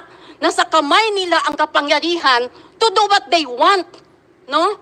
O, sabi nga ninyo, nag-serve sila ng warrant of arrest. Given. O, kung may kasalanan, sige. Allegedly, ha? Allegedly. Kung may kasalanan, warrant of arrest, go. In fact, Senator, gi-challenge ko sila. If you want to know who we are and what we are, come live with us, libre. Pero nag-expire na yung challenge ko sa kanila. Hindi na pwede ngayon. Oh. So, come live with us so that you will know who we are and what we are. Sabi ko gano'n, hindi kami dito prostitute, hindi kami bangag, walang tuni-tuniladang shabu sa aming lugar. Yun lang, allegedly, nandyan yung mga iwawarant ninyo, arrest ninyo.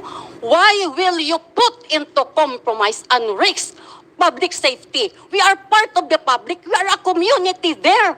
Thousands, may mga bata, may mga matandang palliative, may mga senior citizens katulad ko na nakatira doon. For how many long years we be then? We are toiling that property by blood, sweat, and tears. Tapos maririnig namin na i-invade, kukunin. Kayo, Sir Senator, what will be your first reaction?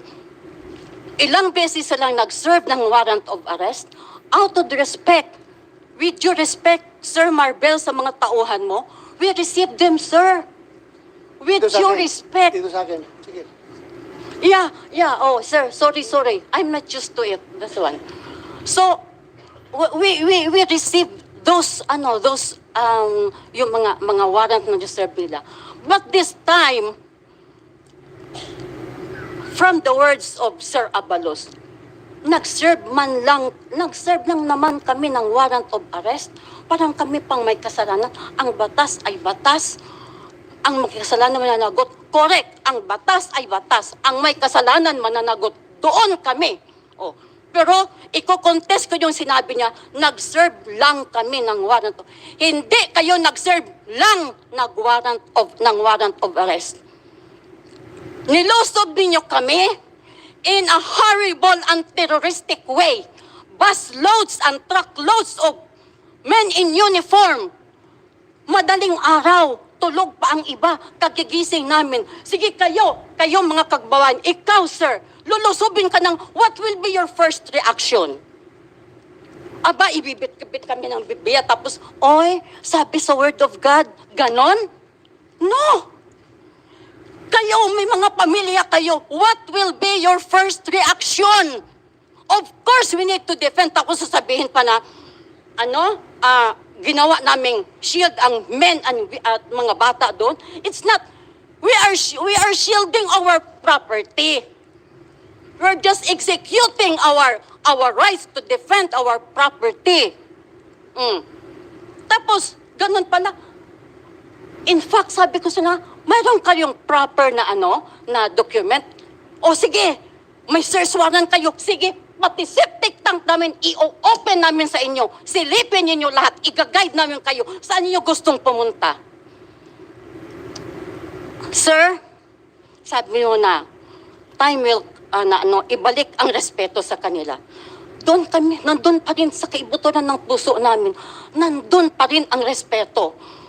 But, ang hurt at ang hurt na inflict ninyo, tuwing nakikita namin ang mga bata namin, in fact, ngayon, Senator, nag-organize kami ng psychometrician. Kasi yung mga bata, makarinig lang ng mga wang-wang ng mga pulis, manginginig. Even I, sa katandaan ko ito, pag marinig ko ang kanilang wang-wang, I cannot explain my feeling. I want to hate, pero hindi pwedeng i-hate. Yan, ang mga nanay namin, gusto namin ilabas dalhin sa doktor. Ayaw, kasi yung mga pulis sa labas. Noon, pag makita namin ang pulis, tama ang sinabi mo, we are happy.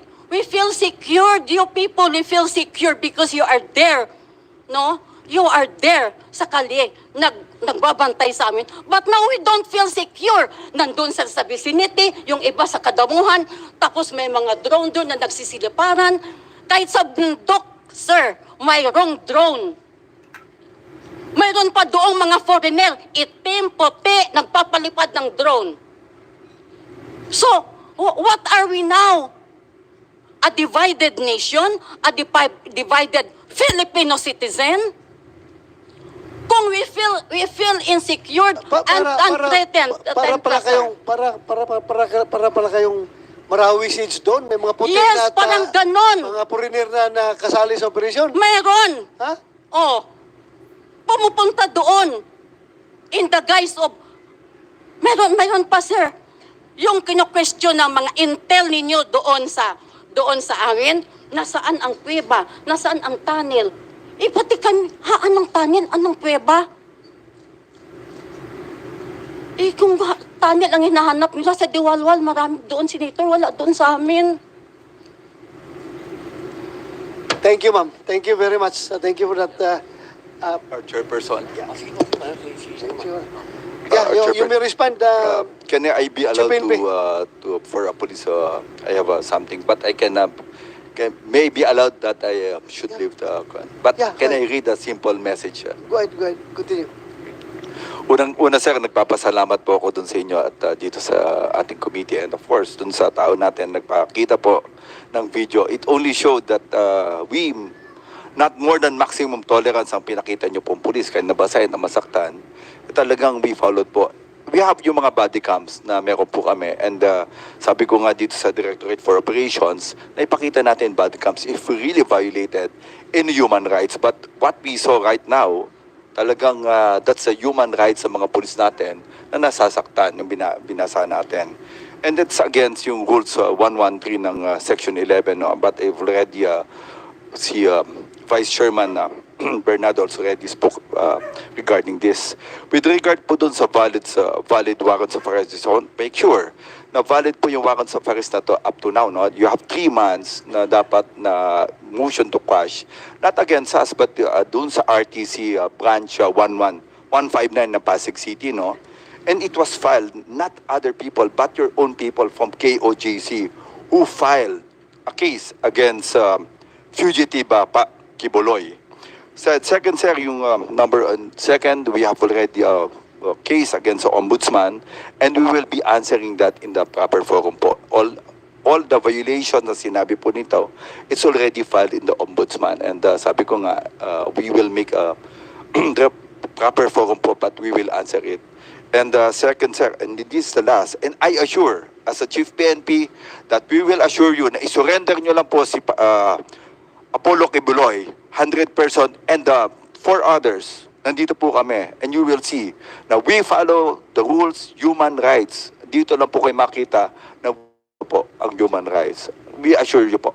Maraming salamat po. Thank you, General Marbil. I just would like to react that it's unfair for them naman na i-require nyo muna sila na isurrender si Pastor Kibuloy para maging peaceful ang Davao. Parang ganon. No, sir. Para maging normal ang lahat. Hindi, sir. Sabi ko, nobody, for all you know, even President Duterte, walang kontak kay Pastor Kibuloy. Hindi alam kung nasaan na ngayon. Lahat. Ako mismo, I was trying to keep in touch with Pastor Kibuloy nung lumabas yung kanyang warrant. I was trying to contact him, pero wala. To no avail. Hindi na talaga makontak. So, unfair din na gawin natin requirements sa kanila dahil they are only ordinary members of the church. So, I think it's high time. It's high time, no? Before you leave. It's high time na you also exert effort na sana bumalik yung pagtitiwala ng komunidad at ng pulis doon sa Davao City. Tutulungan tayo. Ako mismo. Tutulong ako. Dati akong Chief PNP. Dati ko kayong mga tao. I care about you. And I also care about the people of Davao City. Lalong-lalo na itong mga membro ng QJC. I really care for them. Mga kababayan ko ito eh. I also care for you. Mga tauhan ko kayo dati. So sana mabalik natin yung trust. Samahan ng pulis. For all we know, isa, di ba? Accounted yung isa. 5 na lang yung hinahanap nyo. And yung 5 na hinahanap ninyo, because you cannot do otherwise dahil trabaho ninyo yan. Hanapin talaga nyo yan. Dahil because order dyan ng korte, kahit na masakit sa kalooban ko bilang kaibigan ko si Pastor Kibuloy, na hinahanap ninyo yung kaibigan ko, wala akong magawa because may warrant of arrest siya. Trabaho ninyo yan. So ang akin na lang is, you concentrate doon sa hinahanap ninyo without unduly antagonizing the people of Davao City. Yun lang, pag-iusap ko sa inyo. Gawin ninyong trabaho ninyo. Baka pero yun, maging more effective kayo sa paghanap kung kaibiganin ninyo. Yung mga bata na na-traumatize ninyo, yung mga tao na nasaktan ninyo, magaling naman sa PCR itong RD mo doon. Huwag kayong magdumistansya sa tao. You assimilate with the people. Yun lang pakiusap ko sa inyo. Okay? Your Honor, Ay, excuse me. yes, Before po alis si, si okay. sir, kasi Pakinggan mo aalis muna. siya eh. Pakinggan mo muna. Before siya nga. Yeah, go ahead, go ahead. Oo, Yeah, oo. go ahead, Yes, ma'am. sir. Go ahead, Sorry, sir. Starting to nagsusuri ka na kay ma'am. Sige, makikinig siya, ma'am. Sige, go ahead. Oo, salamat Please. at nakinig ka through Senator Bato. Yes, go ahead.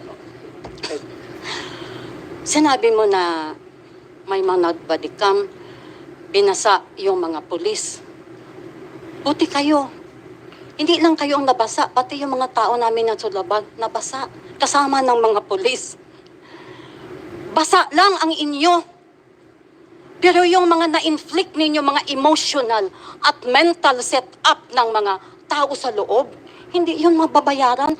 Kahit ilang beses ka pang maligo at matulog, pagising mo, yun ang naiiwan sa puso mo. Trauma will not appear in only after 2 days, 3 days.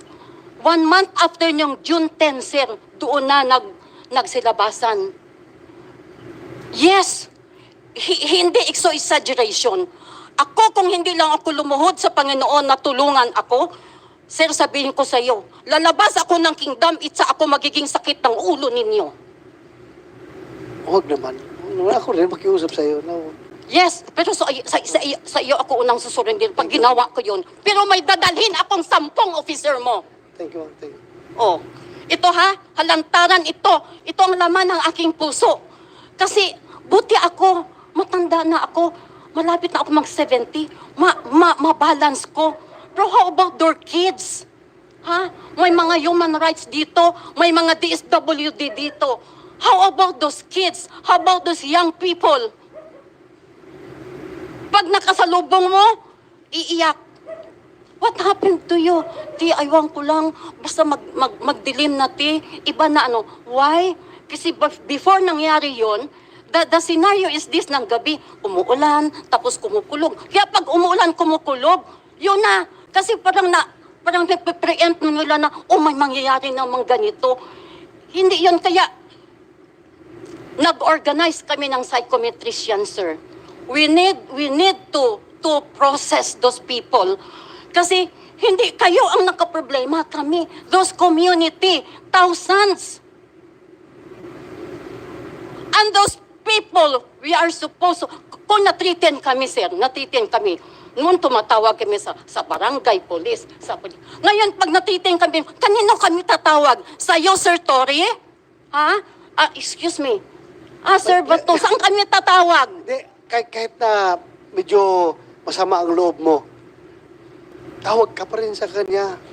Duty niya yan na mag-provide talaga ng security sa inyo.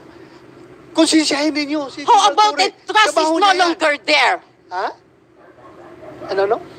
Trust is no longer there. Ay, yun nga. What will we do? Trabaho niya yan ngayon na i-rebuild yung I trust. hope. I hope. Ako Kasi rin, tao din kayo, tao din kami. Ha? Natitriten kami. Kami, ordinaryo, wala kaming baril doon, wala kaming yung baril doon na may mga lisensya nga. In good faith, sinurrender namin sa kanya. In good faith. Oh. Ito din ang paalala ko sa inyo. Sa kanila, sir, sa kanila. Di ba? Nakatat pa doon. We seek for truth. Then seek for truth. Because the person you are allegedly, na may kasalang ganun, hindi pa napatunay may kasalanan. Then seek for truth. Clarify. Oo, seek for truth. Yan ang sa akin. Be fair. Give us a fair treatment and justice also. Kasi community kami, tapos ganun ang mangyayari. Katulad na naman, kanilang madaling araw. 2 o'clock. Siya raw hindi ninyo alam. Pumunta na naman kayo doon sa farm. Ginising at pinagbabalya yung pintuan ng mga farmer doon at magising ka ba naman, sir, ang baril nandyan. What will you do? Another traumatic experience na naman ang ibibigay ninyo sa puso ng mga farmer doon. So, ano na itong ating authority? I cannot say. Para kasing, sorry to say the word, parang sanggano. Okay, thank you. Tapos, you will tell us, give them due respect. I think it's not us only. Let them give due respect also because we're innocent. I We're am, all part of the public. Ano? I am also telling them to do their share. Maningkamot sila na babalik yung respeto ng komunidad sa kanila, sa mga polis. So yan ang aking ibig sabihin doon. Chair, Yes, just to put in proper perspective po Yeah, sa go ahead. sinabi ni General Marbil, ang problema lang kasi dito, sir, hindi na follow yung rules of engagement. Ilang beses na kasi sila nag-serve ng warrant of arrest. I remember yung NBI nga nag-serve noon. Pinapasok namin, sir. In-entertain namin. Dito kasi sa June 10, I think alam naman ng PNP, marami matatalino naman sila. Before sana sila pumunta doon or kung kailangan na sikreto, at least ang warrant of arrest kasi tao ang hinahanap. At saka kung nasa building siya, hindi po pwede na pasukin mo agad ang building. Magpaalam ka muna dun sa may-ari ng building. Kilala naman nila kung sino administrator. Nung nandun na sana sila, tinawagan nila si PRRT. 3 a.m., gising pa si PRRT mga ganong oras. Nung pumunta sila, 3:15, the videos cannot lie. The footages cannot lie. 3:51 a.m., diretso sila kaagad, lagay ng ladder. Tapos pumasok na kaagad without complying with Rule 113, Section 11. Aba, mali yun. Kung mali yun, may karapatan yung mga miyembro na pigilan sila, especially dito sa information, na meron pang criminal forfeiture order na hindi namin maintindihan, na hindi ko na lang i-explain yun. So, yun lang po ang sa amin. At saka, 4 different locations po sila, sir. In each location, hinahanap nila si pastor. Doon nga lang sa Kitbug, 3 areas yun. Buyo-Buyo, Biangan, Kitbug compound. Sa 3 mga areas, mga 22 ata kabahay, pinasok nila. Ni hindi man lang, diretso na sipa. Ni hindi man lang sila nagpaalam. 4:00 ng umaga, mga bilaan yun. Anong mangyayari? Yung isa, namatay pagka kinabukasan dahil na heart attack. Siyempre, so, hindi naman siguro nila sabihin na doon sa more than 20 houses na pinasok nila, nandun si pastor. Doon sa Glory Mountain din, ang hinahanap nila si pastor. Sa Prayer Mountain, ang hinahanap nila si pastor. Sa KOJC Central, ang hinahanap nila si pastor. So therefore, they could not give that to us. That there is reasonable ground to believe that they are arresting, they want to arrest Pastor Apollo Kibuloy in 4 different locations, and in 1 location, there are even 3 different locations likewise. Yun nga lang, yung operational procedure po dito, hindi talaga na-follow. Yun po. Thank you, Attorney. Chairman, Yep. can I just want to make it clear kasi it will be a different kung ito susundin po namin, kung ito gagawin. Wala na po kami mahuli na warrants of arrest sa mga tao natin. And this is a jurisprudence po ng People of the Philippines versus Wang Shen, Wow, and Georgie Lee, JR number 1390301, 29 September 2004. And just want to make it clear. Kasi iba kasi baka maging natin, wala na kami mahuling pulis. Wala na po kami mahuling mga kriminal kung i-announce namin sa publiko na huling ka namin.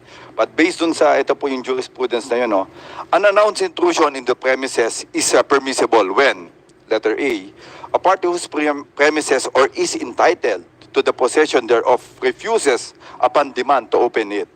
When such person, letter B, when such person in premises already knew of the identity of the officers and of their authority and persons, letter C, when the officers are justified in the honest belief that there is an imminent peril to life or limb, and D, when those in the premises aware of the presence of someone outside, because of example, there has been a knock at the door, are then engaged in activity which justify the officers to believe that an escape or destruction of evidence is being attempted.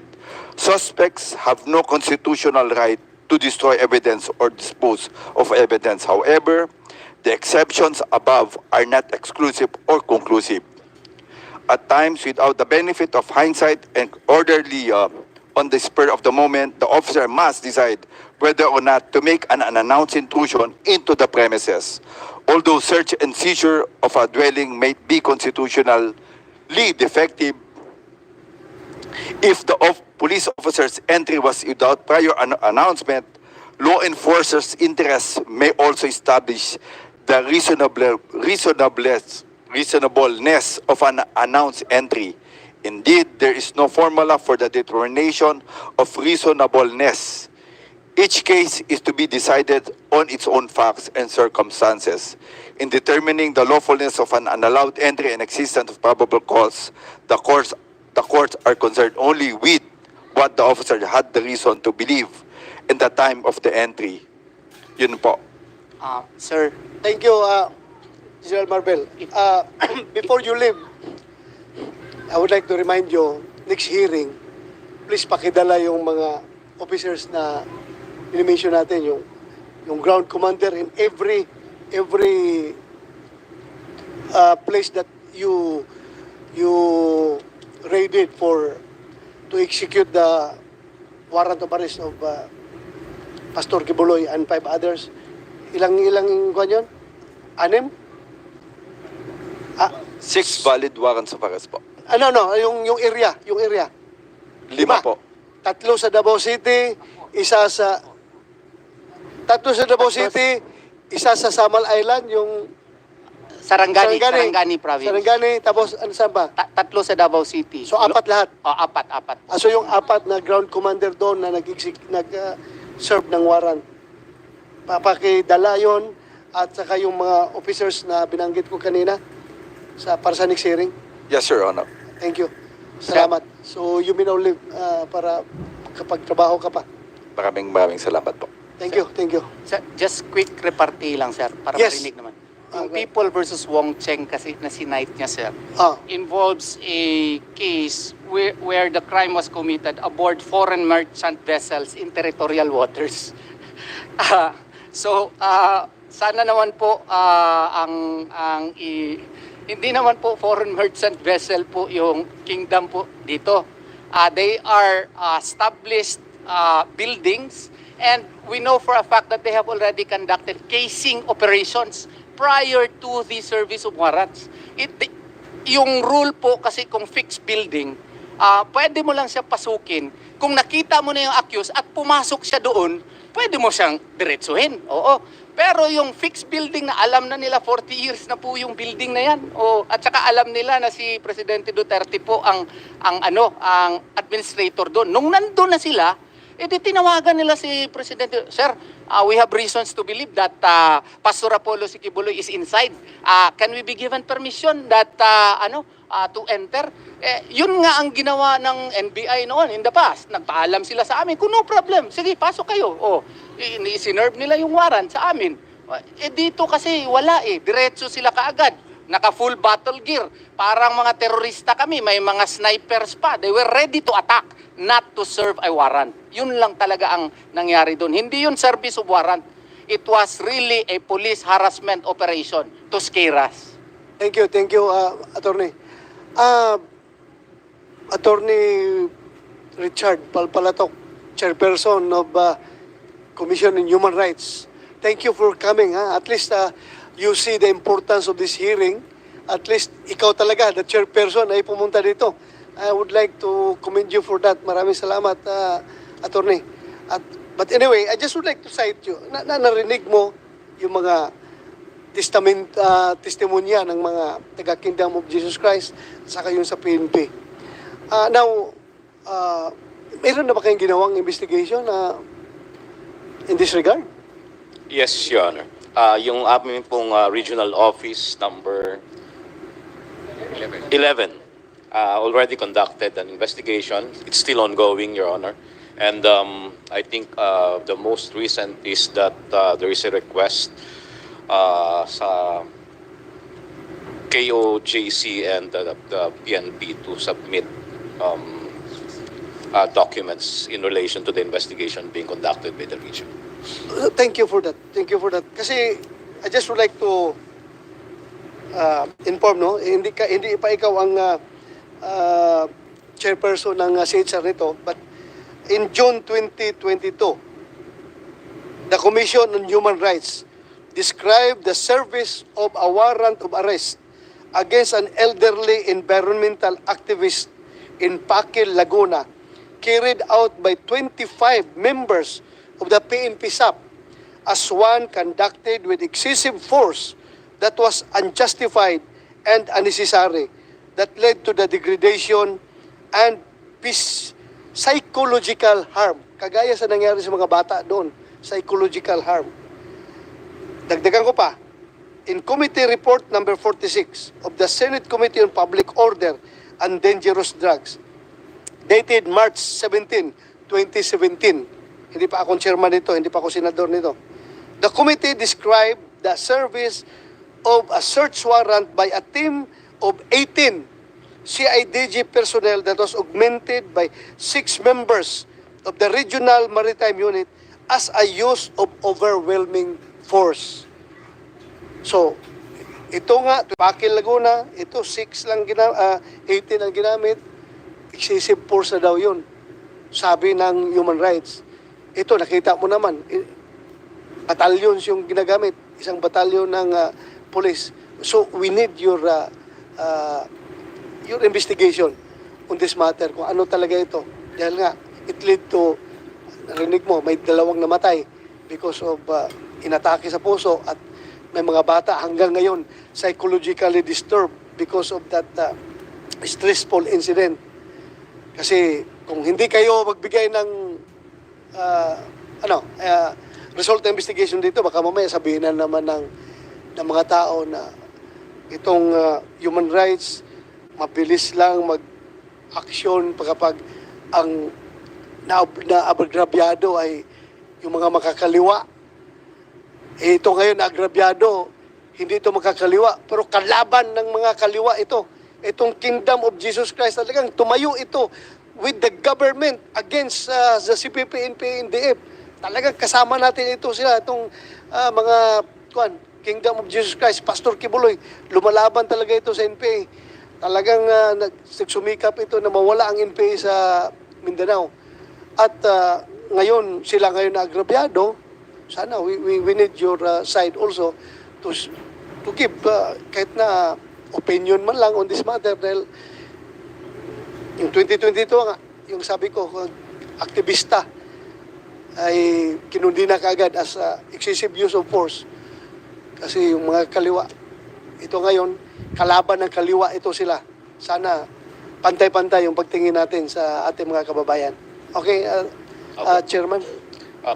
Bagamat hindi ho ako makakapagbigay ng konklusyon sa ngayon sapagkat itong eventually po ay aakyat ho sa aming komisyon yan at nag-isa lang po ako sa magdidesisyon yan sa 5 members of the commission. 4 sa ngayon. By the way, I don't want to influence your the result of your investigation. I am just sharing my thoughts to you.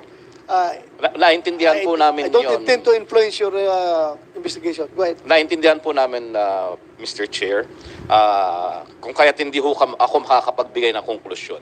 Bagamat makakasa po kayo na ang komisyon po ay tutugon sa inyong panawagan at sa katunayan, kahit wala ho itong notice ninyo for CHR to participate, ay tumugon na agad ang komisyon. Salamat. Opo. Kung kaya't kami rin ho ay nananawagan na ang mga partido involved dito sa usaping ito ay sana maging open din sa Commission on Human Rights para matugunan at makita at magkaroon ng kaukulang resolusyon sa amin sa komisyon itong usapin na ito. Maraming salamat.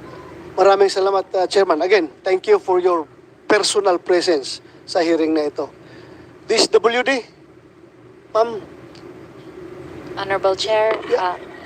Narinig niyo yung plight ng mga kabataan na membro ng KOJC. Can you give them assistance, lalong-lalo na yung intervention sa psychological trauma na dinaaraanan ng ating mga bata doon? Can you please help them? Yes, Honorable Chair. The normal process is we would await the referral from the LGU, but in cases like this, obviously we are able to augment any psychosocial therapy that you may require. And of course, in coordination with the assistance perhaps of the Honorable Chair, we may also facilitate any other assistance that you may require, especially yung sa 2 namatay po, the family that is aggrieved. may require further assistance, the DSWD is on standby to help in any way that we can. In fact, Honorable Chair, they do have, I've looked at the records, and you do have Children's Joy Foundation Incorporated that is ongoing po yung renewal process. So the Kingdom is in touch with DSWD insofar as children facilities are concerned. Thank you, Yusek Dimaporo. For all we know, you will be the healing part of this conflict. Yung effort ninyo, kahit na hindi na kayo maghintay na mag-request pa sa inyo yung LGU ng Davao, o kaya yung sila mismo mag-request, yung mga tao nyo doon sa Davao, please, lapit na lang silang lapit doon para ma-feel ng mga tao na they're still being loved by this government. Yun lang. Thank you. NBI, you want to say something? RD NBI ka, di ba? Yes, sir. Yes, sir. Good morning, Mr. Chair. Senator Padilla, good morning, sir.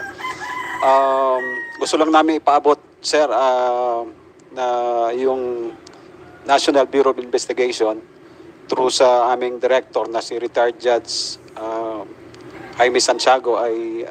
retired police yan. Kasama yes, sir. namin Retired yan. police din. Retired police yan. Nirespeto and ginagalang itong ginagawa nating investigation and public hearing with regards to the unnecessary and excessive force related to the June 10, 2024 incident ng ating PNP.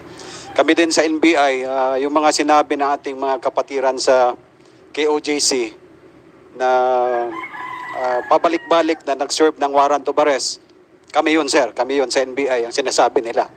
Not the PNP. We served warrant of arrest last April 4, April 3. We started April 3, April 4, April 10, May 3. Itong May 3, kasama namin dito yung office ng USAA dito sa Senate. At marami pang mga operations na kinandak namin. Siguro nasa 15 to 20 operations. And yun nga, sinabi ng abogado nila, kami mismo ay nagpaalam sa kanilang opisina. And pinapasok naman kami kahit saan-saan kami pumasok, hinanap. And this operations, 15 to 20 operations, resulted in the arrest of 5 co-accused of Pastor Kibuloy. If only Pastor Kibuloy was there, he might also be arrested. But during that time, sir, ito pa yung warrant of arrest na lumabas sa Davao, RTC 12 ng Davao City. Doon kami nag-start na mag-strike, which resulted to the arrest in April 3 doon kay Crescente, Canada, sa Barangay Tamayong. Ako mismong umaresto. And it followed in the afternoon, itong nahuli ngayon ng PNP na si Pauline Canada, na-aresto din namin. And on April 5, na-aresto namin si Sylvia Simanes, Ingrid Canada, and isa pa. No? So 5 sila. It so happened na sa pagpasok namin sa mga properties nila, wala nga si Pastor Apollo Kibuloy, kaya hindi siya nasali sa pag-aresto. But eventually, since this case is bailable, nag-bail sila kada isa ng 80,000. Then afterwards, when the warrant of arrest from RTC Pasig came out, there's no bail recommended. Then nag-serve uli kami ng iba-ibang mga operations on all the properties of KOJC identified na mga properties sa Samal, sa Tamayong, and dito sa airport, beside airport. Yun nga, hindi namin makuha si Pastor Kibuloy along with other co-accused. Yun po, sir, ang update sa NBI. Thank you. And we serve it, sir. We serve it in a properly and orderly manner, in a peaceful manner. Kaya walang reklamo agad sa amin. Yes, I am a Davao-inyo. Ikaw rin, Davao-inyo ka. Alam mo kung gaano kalab ng taong bayan yung mga Davao-inyo, yung local NBI natin doon. Yes, sir. Very, very much respected by Davao-inyos, yung ating local NBI doon. Salamat, sir. So, it doesn't matter naman whether or not andyan si Pastor Kibuloy. Whether or not magpapaalam ka pagpasok doon. Kung wala talaga si Pastor Kibuloy doon, hindi mo talaga mahuli. Kaya kailangan talaga ng accurate information yung operation ninyo na nandoon talaga para mahuli ninyo. Pero yung magpi-fishing expedition tayo, we will just be creating more and more animosity. Dapat kuha ninyo yung inyong information, yung precise and accurate. Para hindi tayo magkakaroon ng maraming, animosity. Yes, go Mr. ahead. Chair, I would like to affirm the statement of Director Albao kasi yung mag-serve sila ng warrant, nagpapaalam sila sa amin at kita nga nila yung accused na nag-cooperate naman. Yun ngang nilagyan din ako nakuha kasi ng camera ng bahay namin, harap ng bahay. May tao doon na palaging bumabalik sa aking maliit na bahay. May naglagay ng listening device doon sa pinahiram sa akin na Tera. Oo. Doon din ako sa NBI po nagpatulong. Kasi nga medyo nawala po yung trust namin doon sa PNP. Pasensya na po. Oo. So, yun nga ang request ko sana kung sino mang mga responsible nito. Nakuha kasi, hindi ma-deny yun na nandun sa video camera namin. Nakuha na may tao na naglagay ng anong device man doon sa sasakyan ko. And yung last Friday naman, yung nandun yung parang mga pulis o hindi mo na makilala kung pulis ba talaga sila, fully armed talaga. Sa lahat ng lugar, doon pa sa pinakaharap ng KOJC compound po. Nagkaroon ng grabing traffic, natakot yung mga tao kasi ano namang mangyayari. Timing din na dumaan yung sasakyan ng aking pamilya, yung dalawa kong anak na maliliit. Nagkaroon po ng trauma. Sige, suka-suka. Sir, ano ba yan sa Tagalog? Oo, kasi sa takot. Kaya yung pulis na isa, ginaganon yung sasakyan. At they were just in the process of going to our residence, which is located in front of KOJC. Really, our plea, sir, is that we understand. I am a friend of the police. I have assisted a lot of policemen, Your Honor, in their cases. You have helped me in my cases before. Yes, Your Honor. And I have many friends in the police. I still trust some of the policemen, Your Honor. As a matter of fact, some of my relatives whom I help also in their cases are policemen, Your Honor. But I just could not understand the seeming great attention that is being accorded to KOJC compound. I would just like to tell them na hindi naman siguro gago si pastor na magtago dyan mismo sa gilid ng airport. Oo, kung nandun talaga siya. Oo. So, alam ko naman magaling yung intelligence gathering ng PNP. At saka alam ko na alam nila na wala sila dun. But I could not understand why they keep on conducting checkpoints there with policemen whose faces are almost covered. Mata lang makita mo. Tapos ang tatapang pa, kung tatanungin mo, ayaw magsagot. Tapos mga drones every night, yun nga, minsan yung mga drones nila, sir, masyado nang mababa. Maririnig na namin minsan yung nandun, no? Tapos hindi lang isa. Number of drones. So, I know that they are performing their job, but I do hope and pray that they should be professional enough na hindi naman ganito ka harassing and invading into our privacy po. Imagine ko lang yung mga bata doon sa loob pag makakita na naman ng drone, nalipad-lipad doon sa loob, ang trauma. Sana kung sino yung nagpapalipad ng drone doon, boss-bossan naman nila yung frequency para, alam mo kung ako yan, you call me whatever you want to call me. Pag may papasok na drone doon sa aking area, talagang babarilin ko talaga. Wala kaming baril, sir. Problema ninyo, wala kayong baril. Sinurinder nyo lahat ng baril ninyo, wala kayong magamit. Pero ako, kung talaga nasa bahay ko, In good faith sila. Walang Kaya ko. pintik. Pintikan ninyo, tirador Hindi yung yun drone. sasabog, maganda sana sir machine gun. Huwag yung musinggan. Basta ako talaga. In good faith, sinurrender namin. Para makita naman nila yung sincerity namin, sir ba? We do not want gulo.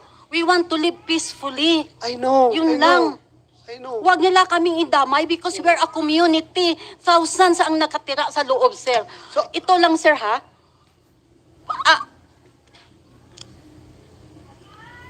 Yung nakakatakot, nakakakilabot, sir ba? Ito.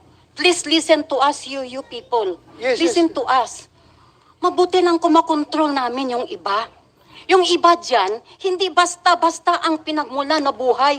Galing din sila sa impiin noon. Hindi lang namin mabulgar, bro. Sino sila? But Pastor changed their lives. Nandun sila sa amin. Hanggang kailan namin sila makontrol, sir. We do not want any untoward incidents, no, that anything will go out of hand na. We don't want that one. Ayaw namin maganyan ang mangyayari sa Davao, sa Pilipinas. Nag-iisang bansa natin, maliit lang ang bansa natin, ilagay mo sa isang tuldok lang. How come na yung mga tao na inilagay natin sa kapangyarihan, they cannot handle the power properly given into their hands?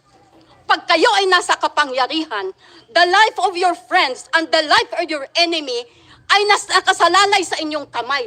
How will you handle that one? You must be responsible. You must have a sane mind. You must have a balanced personality. Kasi, buhay ang nakasalalay. We cannot evade. May mga ganyan-ganyan mga... Pero until such time na hindi ninyo napatunayan na may kasalanan talaga, please be fair. Sir, may anak kayo, may pamilya kayo. Kung madisgrasya tayo, nag-iisa ang buhay ninyo, nag-iisa din ang buhay namin. Iisa lang tayo, pula dugo ninyo, pula din dugo namin. Yun ang pakiusap namin sa inyo ba?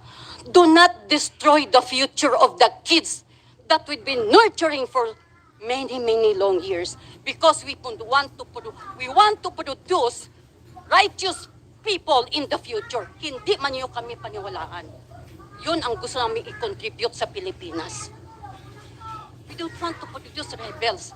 We don't want to produce division. Magkaiba man ang religion natin, magkaiba man ang ating mga tribo, iisa lang tayo, Pilipino. Mahalin naman ninyo ang Mindanao for how many long years? Doon ang mga ISIS, doon ang mga kapatiran ng mga Muslim, hanggang ngayon. Tapos ngayon, kami na naman. Please be fair. Please consider public safety. That involves lives of those kids, the future of our nation.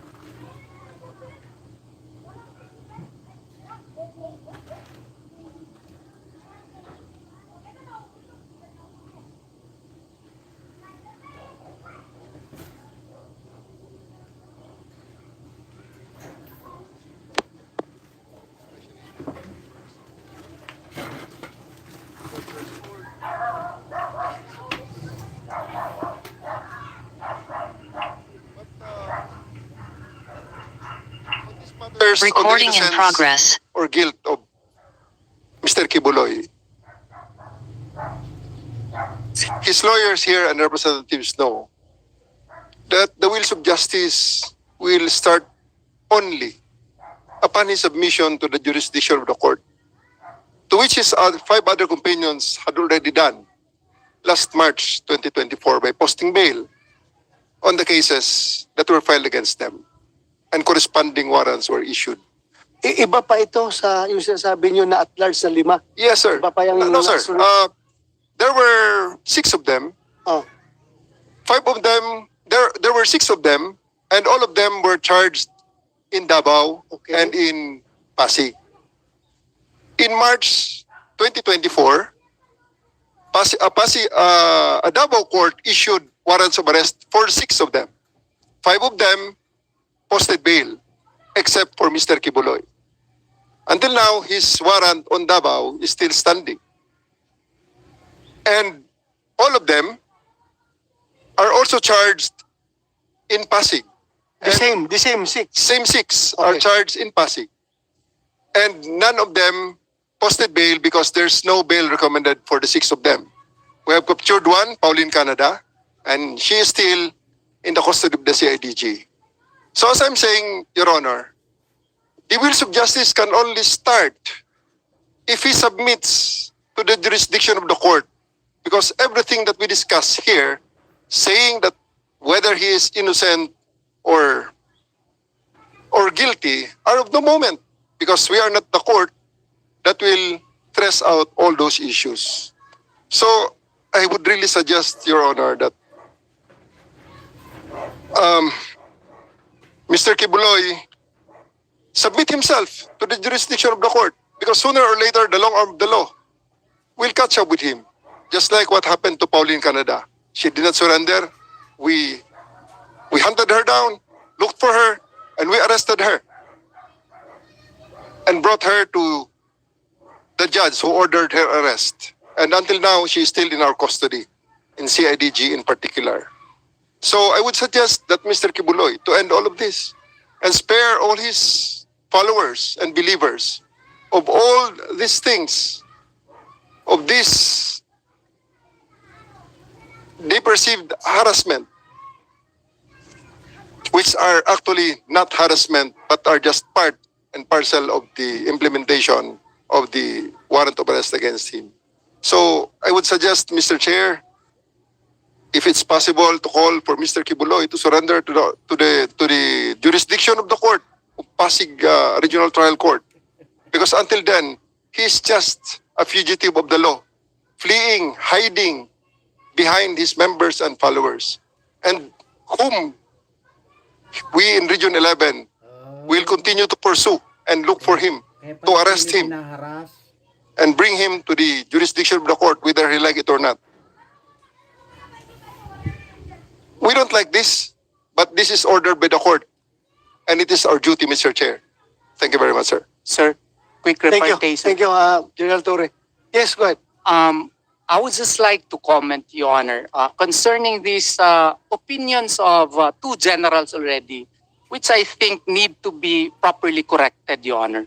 If a person has a warrant of arrest, Your Honor, the subject of the warrant of arrest has two options.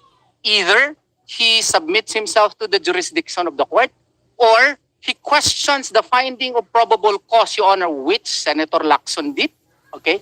And if the DOJ would not side with him, he can go on certiorari to the Court of Appeals without ever surrendering. Santiago case would prove that.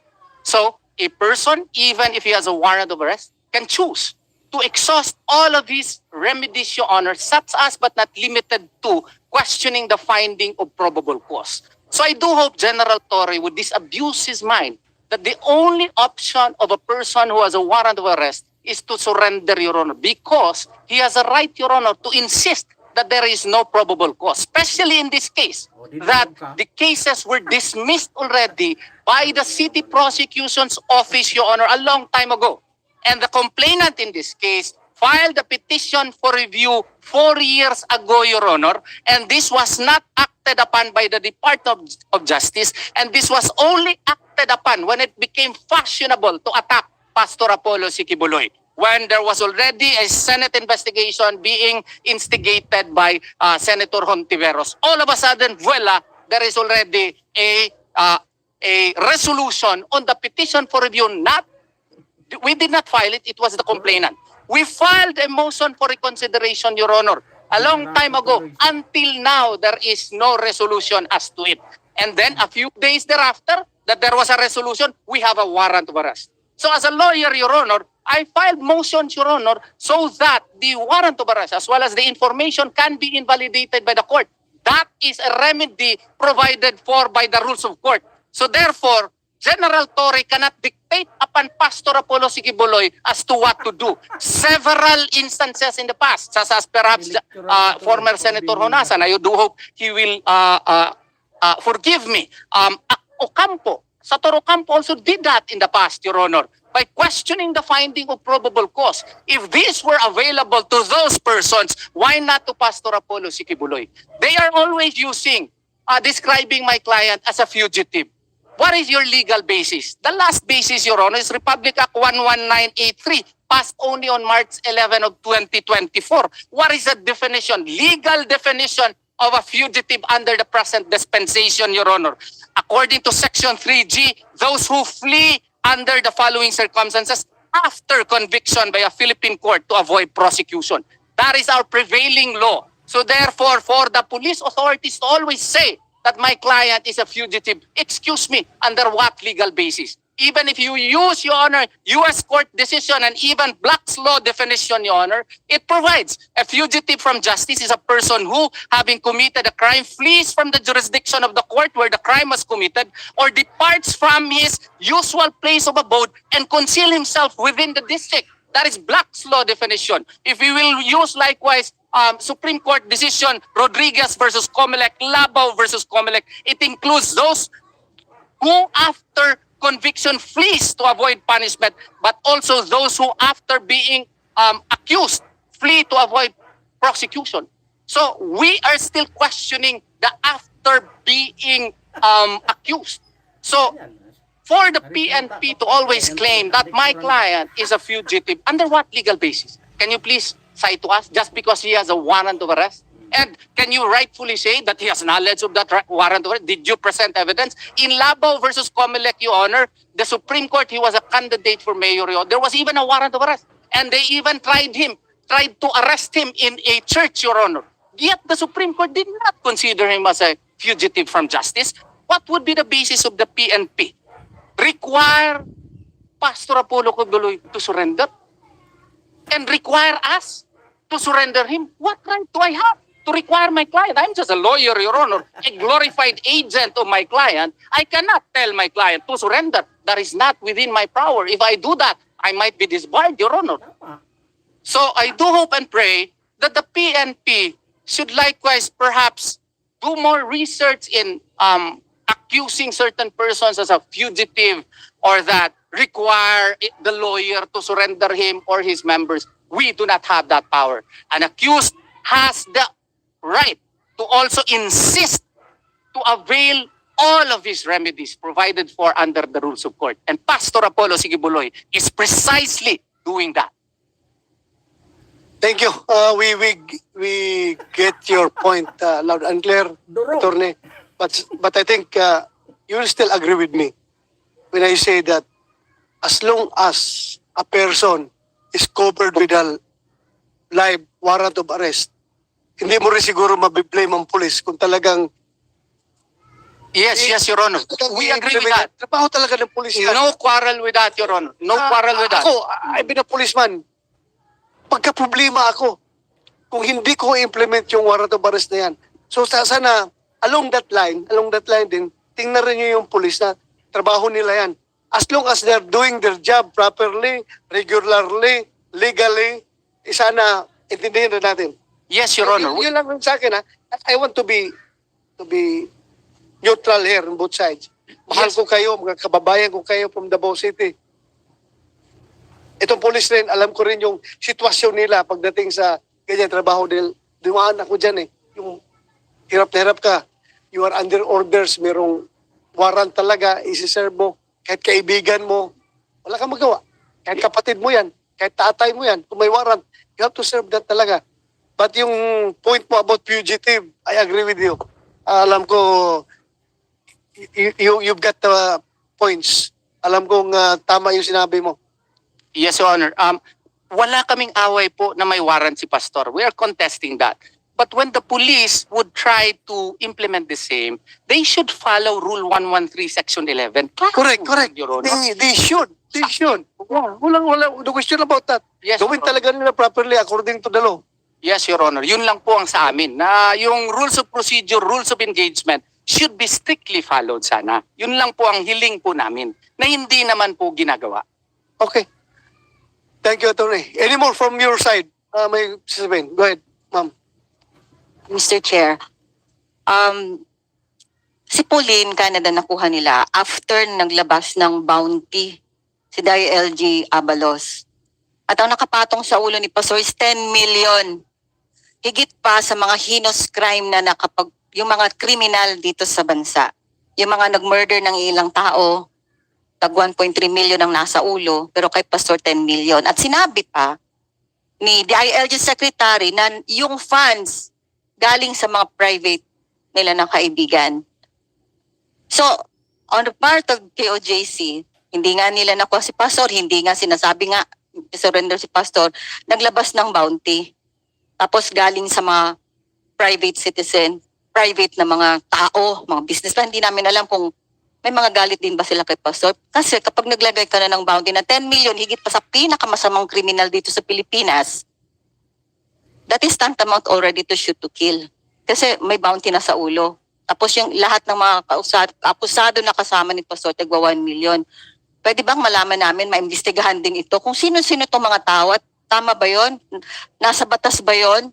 Na yung public servant to public office, kagaya ni DILG Secretary Abalos, ay tatanggap ng pera na ganun ang halaga na 10 million para ipatong para hanapin si Pastor. Kunyari daw kasi gusto rin nila na mahuli si Pastor. So sino-sino itong mga private person? Pwede ba malaman din ng KOJC side? At saka isa pa, hindi lang natapos doon sa magpatong sila ng bounty na 10 million na si Pastor ng pinakamasamang kriminal dito sa Pilipinas. Nag-post pa sila ng mga wanted na posters, mga tarpaulin sa city. Utos daw yon ni General Torre. Kasi nga ilagay yung mga mukha nila. Pero bakit yung mga nakakomit ng mga heinous crime, mga terorista, nakatakip at nakablur yung mga mukha? Bakit yung mga KOJC na mga si Pastor, KOJC administrators, hindi? Diba human rights violation yon? Tapos, eto pa, si General Torre, andito naman nakikinig, sir siya ang nag-utos na maglagay ng wanted sa tapat ng aming compound. Harap mismo ng KJC compound. Kasi nandun kami nakabantay. Di ba blatant abuse yan ng religious feelings namin. Biro mo si Pastor, lagyan nila ng wanted sa tapat namin, doon ipapaskil. Pagkatapos, nagsinungaling pa siya. Kasi nung nahuli nila sa Pauline, Canada, tinawagan namin sa Attorney Torion, nandito naman si Attorney, siguro siya rin na makapagkwento, para malantad na lang lahat. Sinabi niya, wala siya doon at wala si Pauline. Hindi nila nahuli. Si Pauline Canada, wala sa kanila. Buti na lang, merong nakakuha ng video. Sinend namin kay Attorney. Hindi Attorney nakuha nila kasi may video tayo. Pero, lantaran sinabi ni General Torre na wala si Pauline Canada doon sa kanilang kustodiya. Sinabi, I would like to ask Attorney Torion na mailabas yun, attorney, yung nangyari doon. Kay Pauline Canada, yung sinasabi lang nahuli, na fugitive ko na hindi. Nasa bahay si Pauline that time. Pero after noon, na naglagay na ng patong na 10 million pesos kay Pastor at 1 million sa bawat isa sa kanila. Well, as to that, Your Honor, when I heard about the news that Pauline Canada was already arrested, the first action that I did was to text the good General Torre, Your Honor. In his number, which he used in also contacting me, Your Honor, 0917-549-3972. He used You need that yes, Your Honor. Okay. cite the cellphone number. Yes, Your Honor. This was the same number that he used when he texted me on June 24 at 3:53 p.m. His text message is still here, Your Honor. I would not read what is inside in the particular text message. But on July 11, on the date that Ma'am Pauline Canada was arrested, I texted him at 2:50 p.m., Your Honor, 2 text messages inquiring as to where can I visit Ma'am Pauline Canada. I likewise called him twice, but there was no answer. And then at 4:25 p.m., I texted him. Meron kasi video na dadakip talaga siya na napasa sa amin. So kaya nagtanong ako paano ako makausap siya. And then there was likewise no reply. What I did was I went to the PNP regional office myself, Your Honor. And I was entertained by a lady staff who claimed that she is the secretary, a policewoman, Your Honor, of General Torre. I was made to wait in the waiting area on the left side, on the left side. And according to the policewoman, Your Honor, that General Torre was not there and that they do not have any knowledge insofar as Pauline Canada is concerned. Hindi daw nila alam. So, sabi ko may video kasi na napakita. Hindi rin daw niya alam. So, nagpa-picture na lang ako doon sa harap ng kanilang office po to prove that I was there. And then I had one of my associates write a letter po, Your Honor, and had it officially received by PNP RO11 po at around 6 o'clock in the evening already or 5 in the evening, Your Honor. And it was received, Your Honor. And still at that time, there was no news as to where Pauline Canada was until I decided, Your Honor, to request SMNI to have an interview, Your Honor, so that it will be known that we already have knowledge and that we are looking for Pauline Canada as to her whereabouts. And it was beamed live on TV. And at that time, according to Ma'am Pauline Canada, when I was able to talk to her the next day in Camp Crame, she was already in Manila. And at that time, when I was in the regional police office, she was only a few meters away from the main office of General Torre, being interrogated, Your Honor, without legal counsel by certain police personnel, including General Torre. That is the statement of Pauline Canada. And when they arrived already in Manila, the first thing that they did, Your Honor, when they were in the vehicle, was to turn on the radio, Your Honor, and they heard me talking on TV, Your Honor, that we are calling on the police to please inform us as to where Pauline Canada, because we have videos to show that she was in fact arrested, and I invoke the right of a client, Your Honor, to be entitled to a assistance of a legal counsel at all times. That's the requirement of the law, at all times. So, at that time, ang sabi daw ni General Torre sa kanya, kinidnap pa kita, hindi kita kinidnap ha. Yun daw ang sabi po ni General Torre. At saka dumating sila doon sa Camp Crame, hindi namin alam until the next day na po nung nag-press conference sila with Secretary Abalos. Yun po ang aking recollection of the events, Your Honor.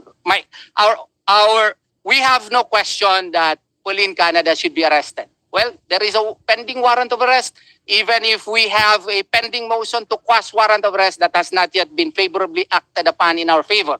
What we are invoking is the provisions, mandatory provisions under Republic Act 7438, if my memory serves me right. It mandates the first thing under Section 2A there, Your Honor, if my memory serves me right, is that the accused or a detained person shall at all times be assisted by a legal counsel.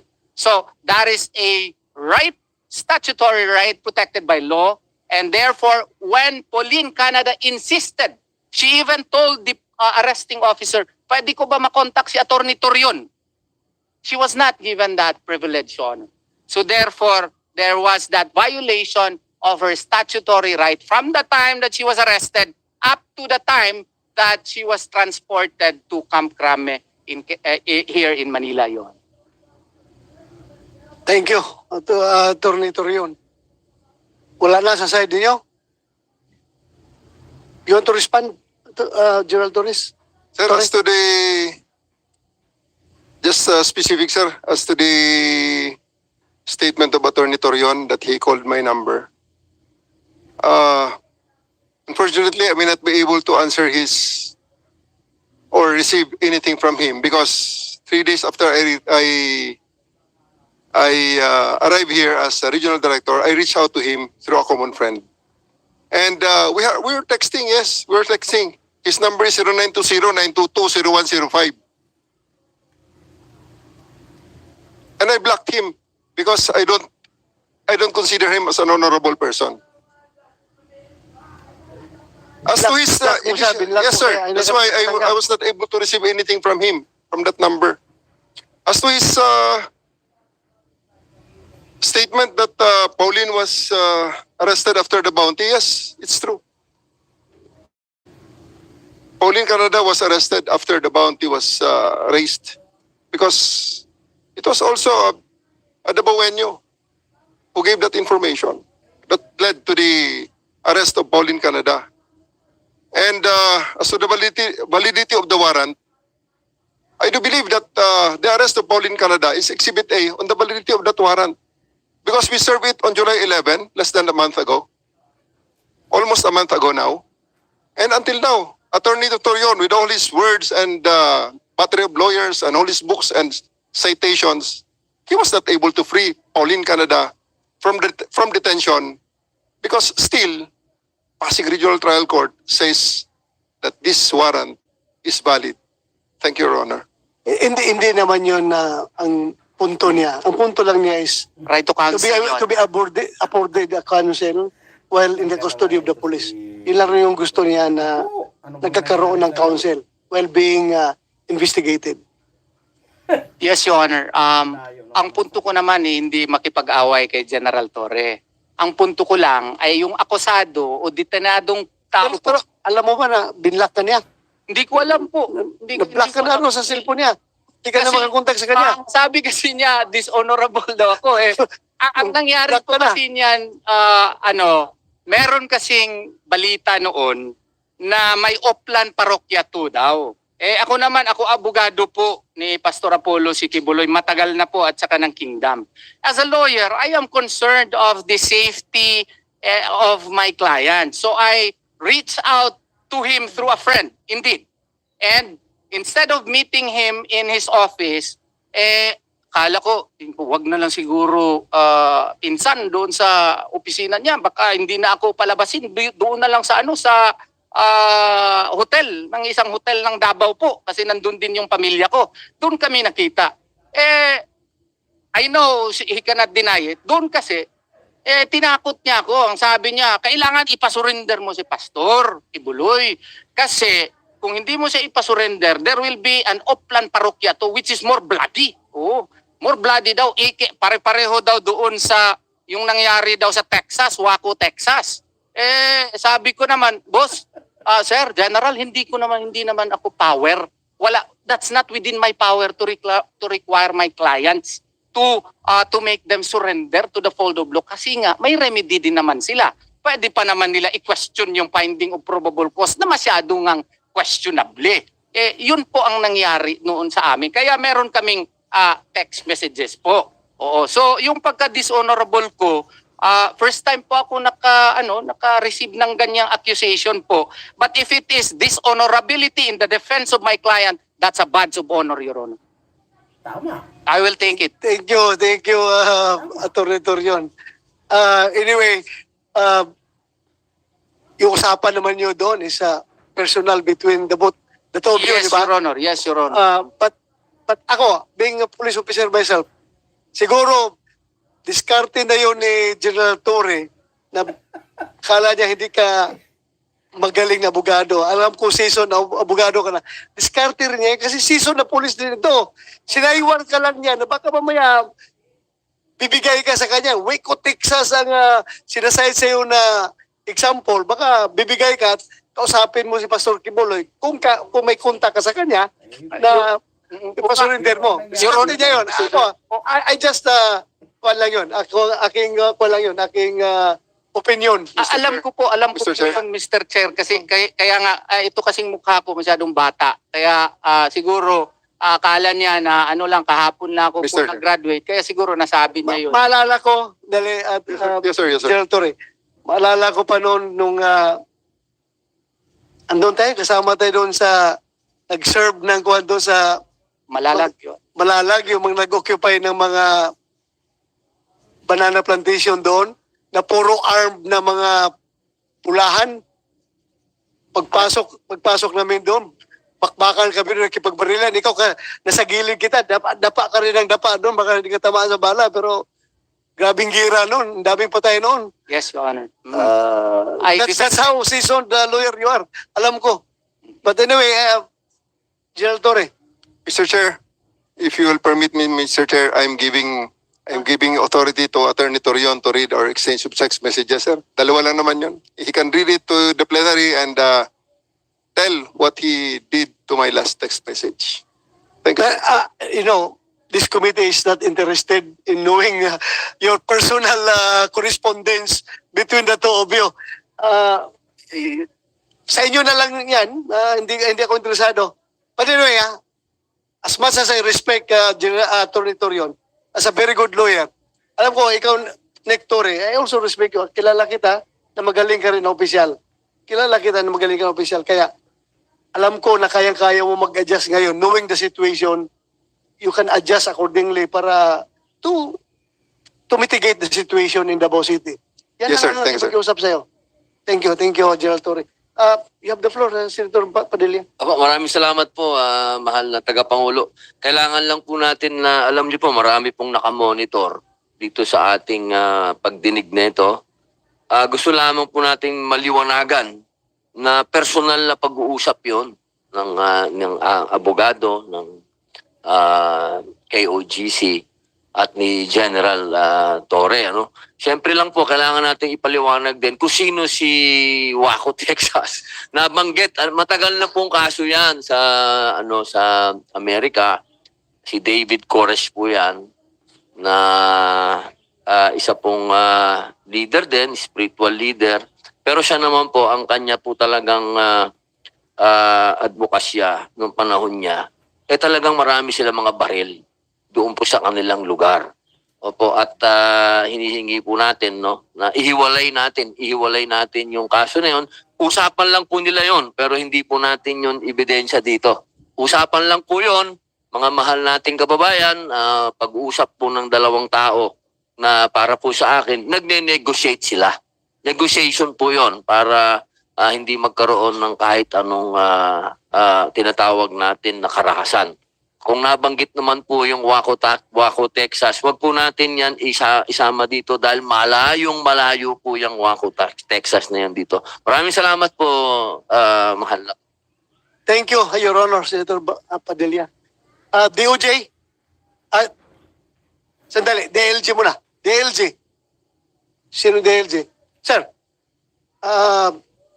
I am also interested yung sinasabi ng mga taga-QJC na may mga civilian daw na nag-donate ng pera para magkakaroon ng bounty reward. Si Pastor, yung pag-aresto kay Pastor Kibuloy.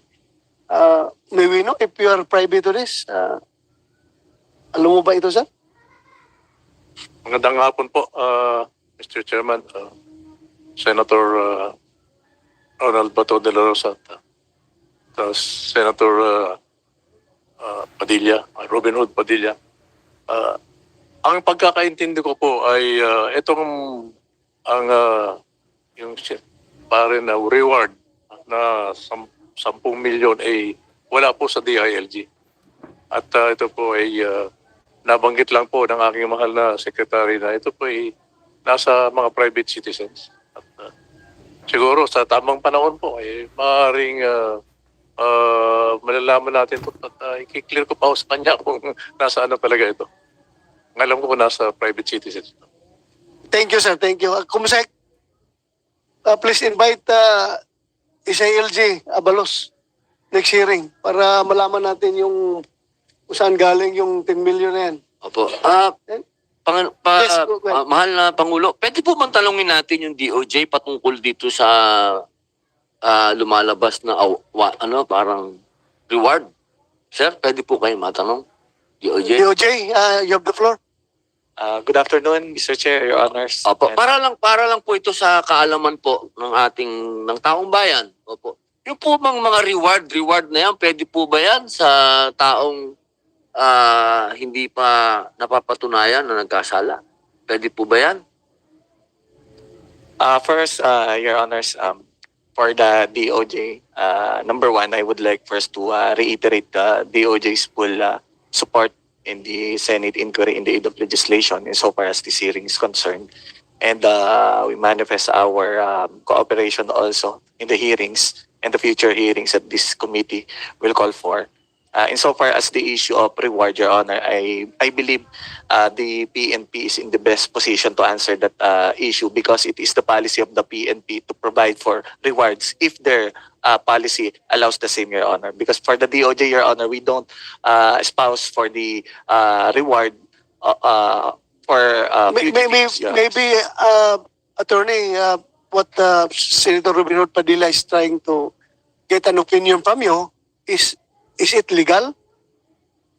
Legal kaya itong ganito, maglagay ka ng bounty sa isang tao na wanted pa lang, hindi pa konbiktado? Yun sigurong punto na gusto niya itanong.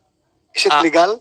For the DOJ, Your Honor, since that is not covered by the request submitted by this honorable committee to the office, I would render opinion in my personal capacity as a lawyer and not of the Department of Justice. So far, Your Honor, insofar as reward is concerned, I am not familiar with any law or policy that requires reward insofar as fugitives are concerned. Maybe, as I've said earlier, the PNP has a policy of allowing rewards for fugitives from justice, Your Honor. Pangulo, ibig pong sabihin pwede po bang sundan po ito ng human rights? Sir, attorney, paano po yan? Yung pong bounty para sa taong hindi pa napapatunayan ng hukuman na nagkasala, ito po ba ay legal? Opo, ito po ba ay hindi sumasalungat sa human rights ng isang tao? Yeah, you have the floor, Chairman.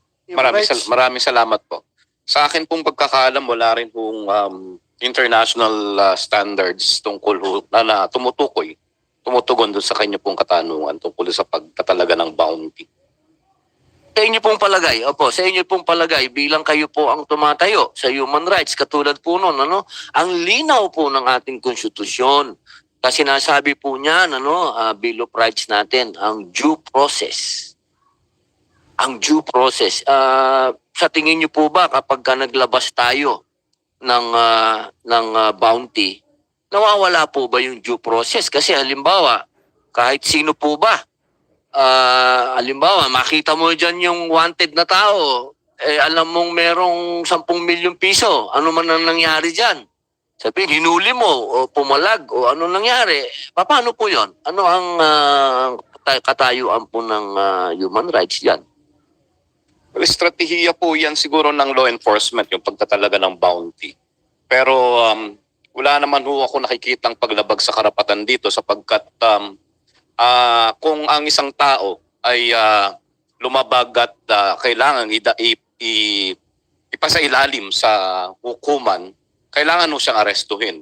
Upang maging epektibo, ginagawa ho ng ating law enforcement yung ganitong pamamaraan upang ma-aresto yung tao at maisalang sa proseso ng hustisya.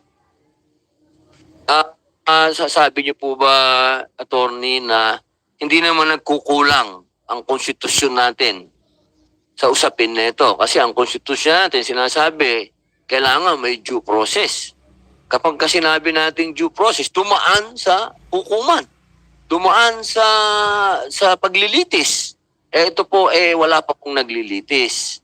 Ito po ay usapin lamang na hinihingi natin na magkaroon pa lang ng paglilitis. Wala pa pong napapatunayan na merong may kasalanan. Opo. Ano lang po, honest opinion lang po, attorney. Sa katunayan po, yung pong proseso ng pag-aresto ng isang nasasakdal sa hukuman, isang parte ho ng due process po yan upang siya tumugon doon sa inaakusa sa kanya. Sapagkat kung wala ho yun, hindi siya haharap sa husgado, hindi ho gugulong yung hustisya. At ito ho yung ginagarantiya ng ating saligang batas upang magkaroon ng due process ang isang taong naakusahan ng krimen. Napakaganda po. Paano po kaya yung sinasabi ni Attorney Turion kanina? Yung pong dalawang option ng isang taong may warrant of arrest. Yung una po ay pwede siyang sumurrender.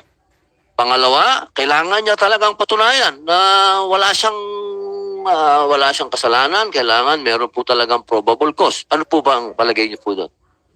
Yung pong binanggit ho ni Attorney Turion na ito ho yung mga remedyo na available ho sa isang tao, remedyo ito sa batas. Hindi po ito due process. Hindi po ito due Parte process. ho ng due process actually yung mga remedies available to the accused. So kasama ho dyan yung pag-post ng bail, pag-surrender at pag-post ng bail. At isa hong sa mga remedyong yan, yung binanggit niya, to question the validity of the warrant na ginawa na ho ng mga ilang mga naging akusado ng mga nakarang panahon. Okay. Maraming salamat po, Attorney. Attorney Torion, Chairman. Yes, Attorney Torion. ang sa amin lang po, kung hindi po ako nagkakamali, ilang interviews na pong nangyari dito. Yung pagdetermina po ng most wanted person, covered din yun ng NAPOLCO Memorandum Circular. Nasabi ko na yan, NAPOLCO Memorandum Circular number 2019-063 as amended by NAPOLCO Memorandum Circular 22-028.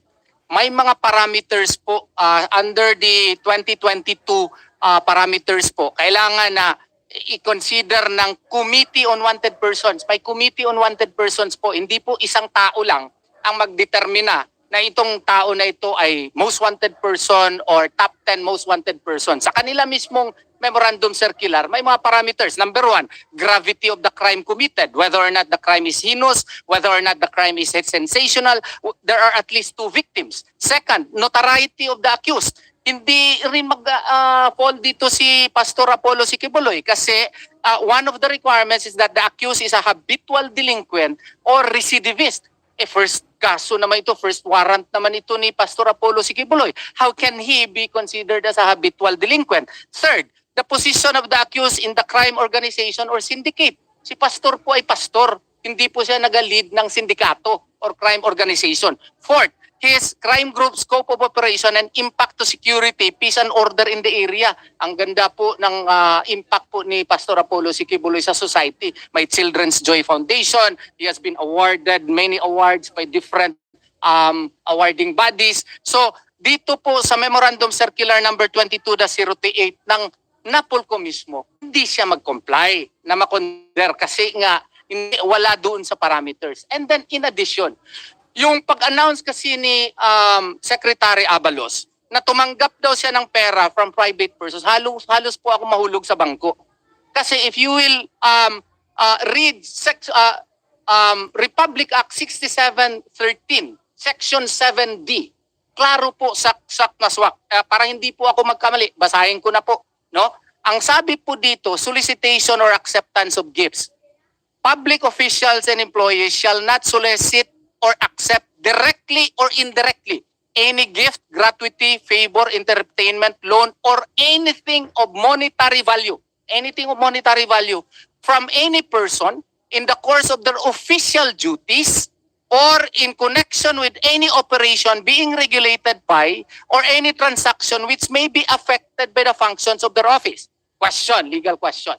Can the DILG secretary do that? Of course not. Why? Because he is a public official and he is not supposed to solicit or accept anything of monetary value. Yung pera, monetary value po yun. From any person in the course of their official duty. What is his duty? He has supervision over the PNP. Can the PNP secretary now accept money? Paano kung ang pera na yan galing sa sindikato? O yung pera na yan galing sa isang tao na gusto siya tulungan para maging siyang senador at saka meron itong tao na ito, mga transaksyon sa DILG, mga kontrata for instance. And that is the reason why Republic Act 6713 is very strict on the matter. There are even Supreme Court decisions which mandate public officials to remember always that public office is a public trust. Even if you trust a certain person, ito ng MC, ewan ko lang kung sino yung MC na yan, na allegedly nagbigay daw kung sino yan siya. Baka baka itong tao na ito very controversial. Baka naman ito may mga past, questionable acts. Ang ginawang, dahil sa ginawa na ito, naging parang shoot to kill na. Invitation to everyone to kill my client, and that is a gross violation of the law. Kung tingnan mo yung pinaka-latest nila na mga most wanted person, number 1 po si Sahiron. Convicted siya for various terroristic acts, kidnapping, murder, etc. Convicted na po, 7.5 million lang. Ano bang nandun kay Pastor Apollo si Kibuloy at hinigitan pa, 10 million pa, from private persons pa? And that is why it is illegal on any views that you may ask from. Kaya nga wala silang answer dyan, sir, kasi talagang illegal po yan. I hope that in the next hearing, Secretary Abalos can answer your questions. Kumsek, again, I'm reminding you to invite Secretary Abalos the next hearing. And follow-up mo next hearing. Yeah, go ahead, General Torre.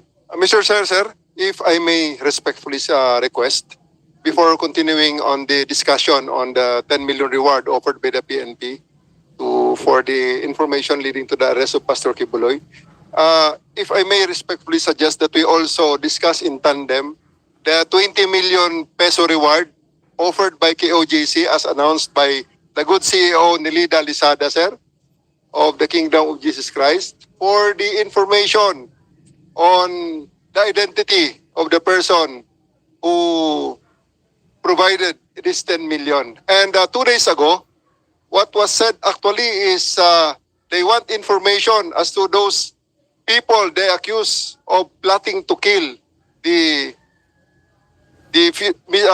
fugitive Mr. Apollo Kibuloy. So, if I may suggest, reiterate the suggestion that in discussing the 10 million peso reward of that the ILG had announced, offering it to people who will give information leading to the arrest of Mr. Kibuloy. We also discussed the 20 million peso reward offered by the KOJC as announced by our resource person, the CEO of Kingdom of Jesus Christ, Ms. Nelida Lisada. It is now available on the internet, sir. Yes, Thank you, sir. If I may answer, Your Honor, if I may enlighten the good general, the clear differentiation between a public officer and a private individual. The Secretary Abalos is a public officer and therefore he is governed under Republic Act 6713.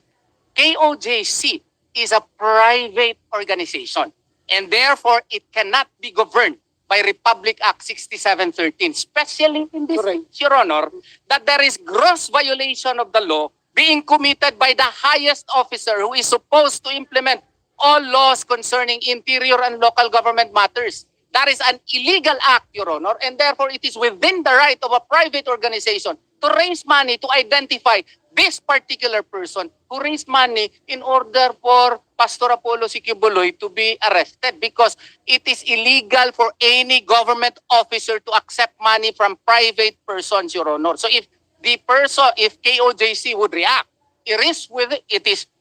can he cite a law that we violated? Your Honor, I did not know when that was actually decided by the KOJC. I only learned it thereafter. But when I assessed, ano ba? Wala silang batas na nilabag. Yun sila kasi, governed sila ng Republic Act 6713. Public official sila. Hindi nila pwede i-apply yung RA 6713 sa private persons. Yun lang po. Thank you. And to add to that, the money that is being offered as a reward to the PNP's most wanted criminals. Sabi mo nga kayo na, number 1 dyan si Rajulan Sahiron. It is not coming from private individuals. It comes from DAGAA. The fund is coming from DAGAA. Government money yan. Hindi yan private money coming from private individuals. So, ito nga, si Rajulan Sahiron na napakaraming pinatay through his terrorism acts. Ang daming napatay ito na mga tao, ang daming na-kidnap. We expect na sana yung mga tao rin na concerned sa terrorism ay mag-contribute din ng pera, no? Para lalaki yung reward kay Rajulan Sahiron. Bakit mas marami pa atang nag-volunteer ng pera para mahuli si Pastor Kibuloy? Per Secretary Abalos, 10 million coming from private individuals. Yon, ang pera na yan is nanggagaling sa gobyerno, hindi from private individuals. You want to say something from this side? Sino pang gusto magsalita? Mr. Chair, Yes. additional lang po, kasi alam po natin na may second wave po, uulit po yun sila, yung Oplan Parokya 2 nila.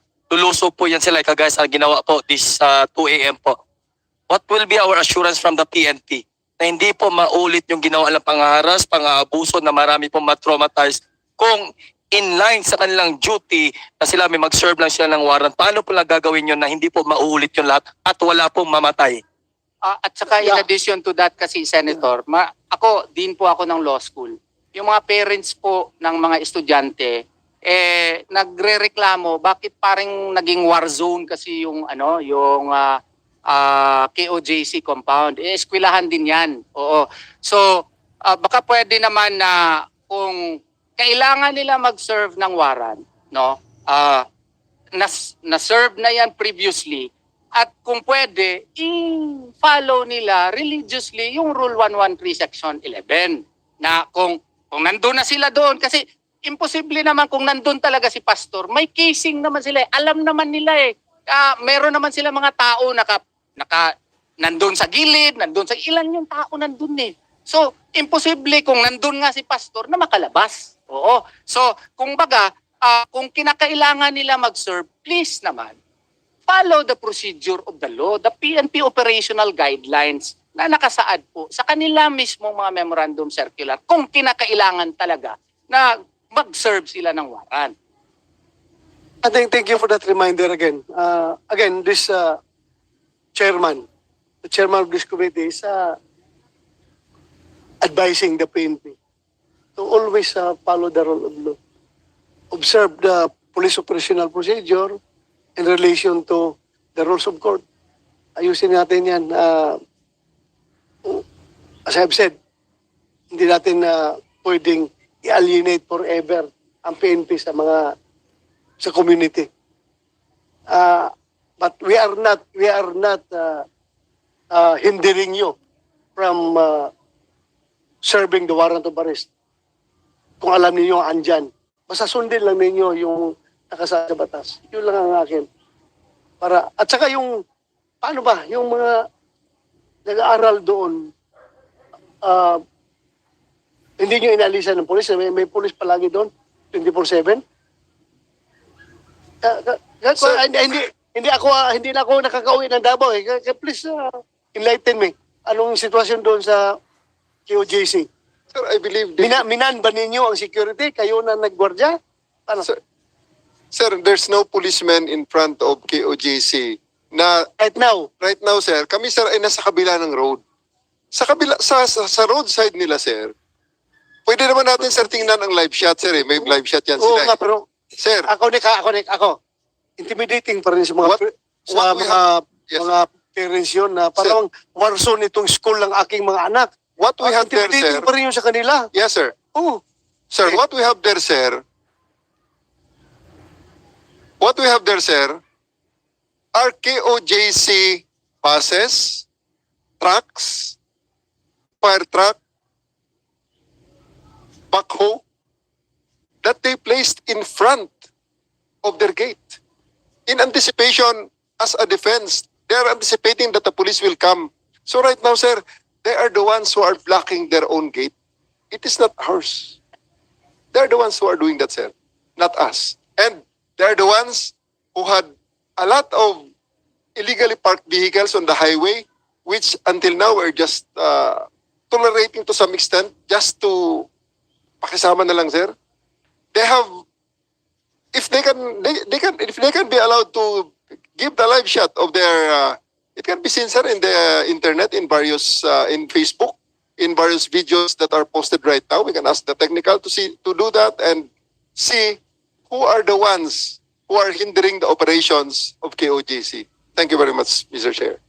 Ganito, halimbawa, para ma-normal yung sitwasyon. Kasi ako concerned ako sa mga bata na nag-aaral doon. Pati mga parents, yun nga, naramdaman ko yun, yung parent din ako, naghahatid ako ng anak ko sa eskwelahan. Can we get your proposal how to normalize the situation there? Sir, the best answer for that, sir. Yung mga bus nila doon? The best answer for that, sir, is for us to look at the latest video in Facebook, if you can allow it, sir, or YouTube of the front of KOJC, sir, right now, so that we can see for ourselves what is the situation and how we can resolve it, sir. Andyan, may video. Ipahanap na Sir? lang natin, sir, sa technical, sir. Madali na, sir, yun. Sige, papahanap natin. Pero, yeah, go ahead. Sir, Ma'am. in response to what the Honorable General just said, wala daw pulis sa harap ng KOJC kasi nandun daw sila sa kabila. Harap pa rin. Harap pa rin yung harap. Yun. Bakit nila alam yung harap? Di nga nila alam yung fugitive. Harap pa. Sir, harap. Tapos, sir, sana wag na lang tayo magsinungaling. Wag niya na tagdagan. Pwede ba? For once naman. Because your lie is leading to another lie. Sir, ayaw na namin kasi ayaw na namin sana makinig pa ng mga kasinungalingan. No? Tama na. Kasi isa lang yung bansa natin. Inaayos natin to. Nakafocus lahat sa KOJC. Tapos sabihin ni General Torre na walang pulis sa tapat. Ang proud pa niya magsabi na ipalabas yung mga live na feed. Sir, nandun kami 24 hours. In fact, nga hindi pa ako natutulog. Sanay ako hanggang umaga. Since nung sila. Tapos, since na nag-attack. Tapos, sir, ang nagtatraffic doon, hindi na ng mga pulis. SAF na tinuturing. Naka-full battle gear. Nung isang gabi lang, naka-rubber shoes. Pero sir, wala pa ring nameplate. Tinatakpan nila yung mga plaka ng kanilang police cars. Nakapark sa tapat. At feel namin, yung mga cars nila, walang plaka. Pagkausapin namin yung sinabi nyo na maayos. Sir, tatanggapin namin pag maayos yung pag-present nila na, excuse me, police kami, police visibility lang, compliance lang. Walang problema. Pero sir, hindi sila nagsasalita. Nandun sila sa dilim. Pagkausapin namin, hindi sila nagsasalita. Hindi sumasagot. Iwas ng iwas. Pero ang tanlak ng mga baril, ay, feel namin. Tapos, eto pa, may private cars pa. Hindi lang police patrol, private cars ang ginagamit nyo. Nakakabang kami, sir. Nasa tapat ako, nagbagwardya kami lahat. From 1 o'clock, 1:30 in the morning, I was already there in the highway. Buong araw talaga yan, sir. Hanggang 10, nagsalita na ako sa highway. Kasi pumapasok na yung mga estudyante. In fact, ang enrollment ng JNCFI, nabawasan. Nagsabi ng parents na, ma'am, hindi na lang muna kami mag-enroll dito.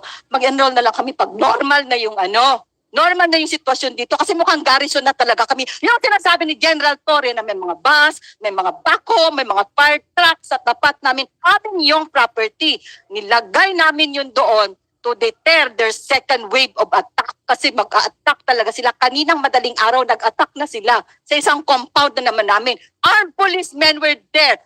Ginising na naman nila yung mga farmers namin na nakatotok ang baril sa kanilang mga noo. Pwede ba tumigil na yung mga kasinungalingan ninyo? Wag yung sabihin walang pulis at Tone down. sorry, pero puno na kami, sir, ha? Pasensya.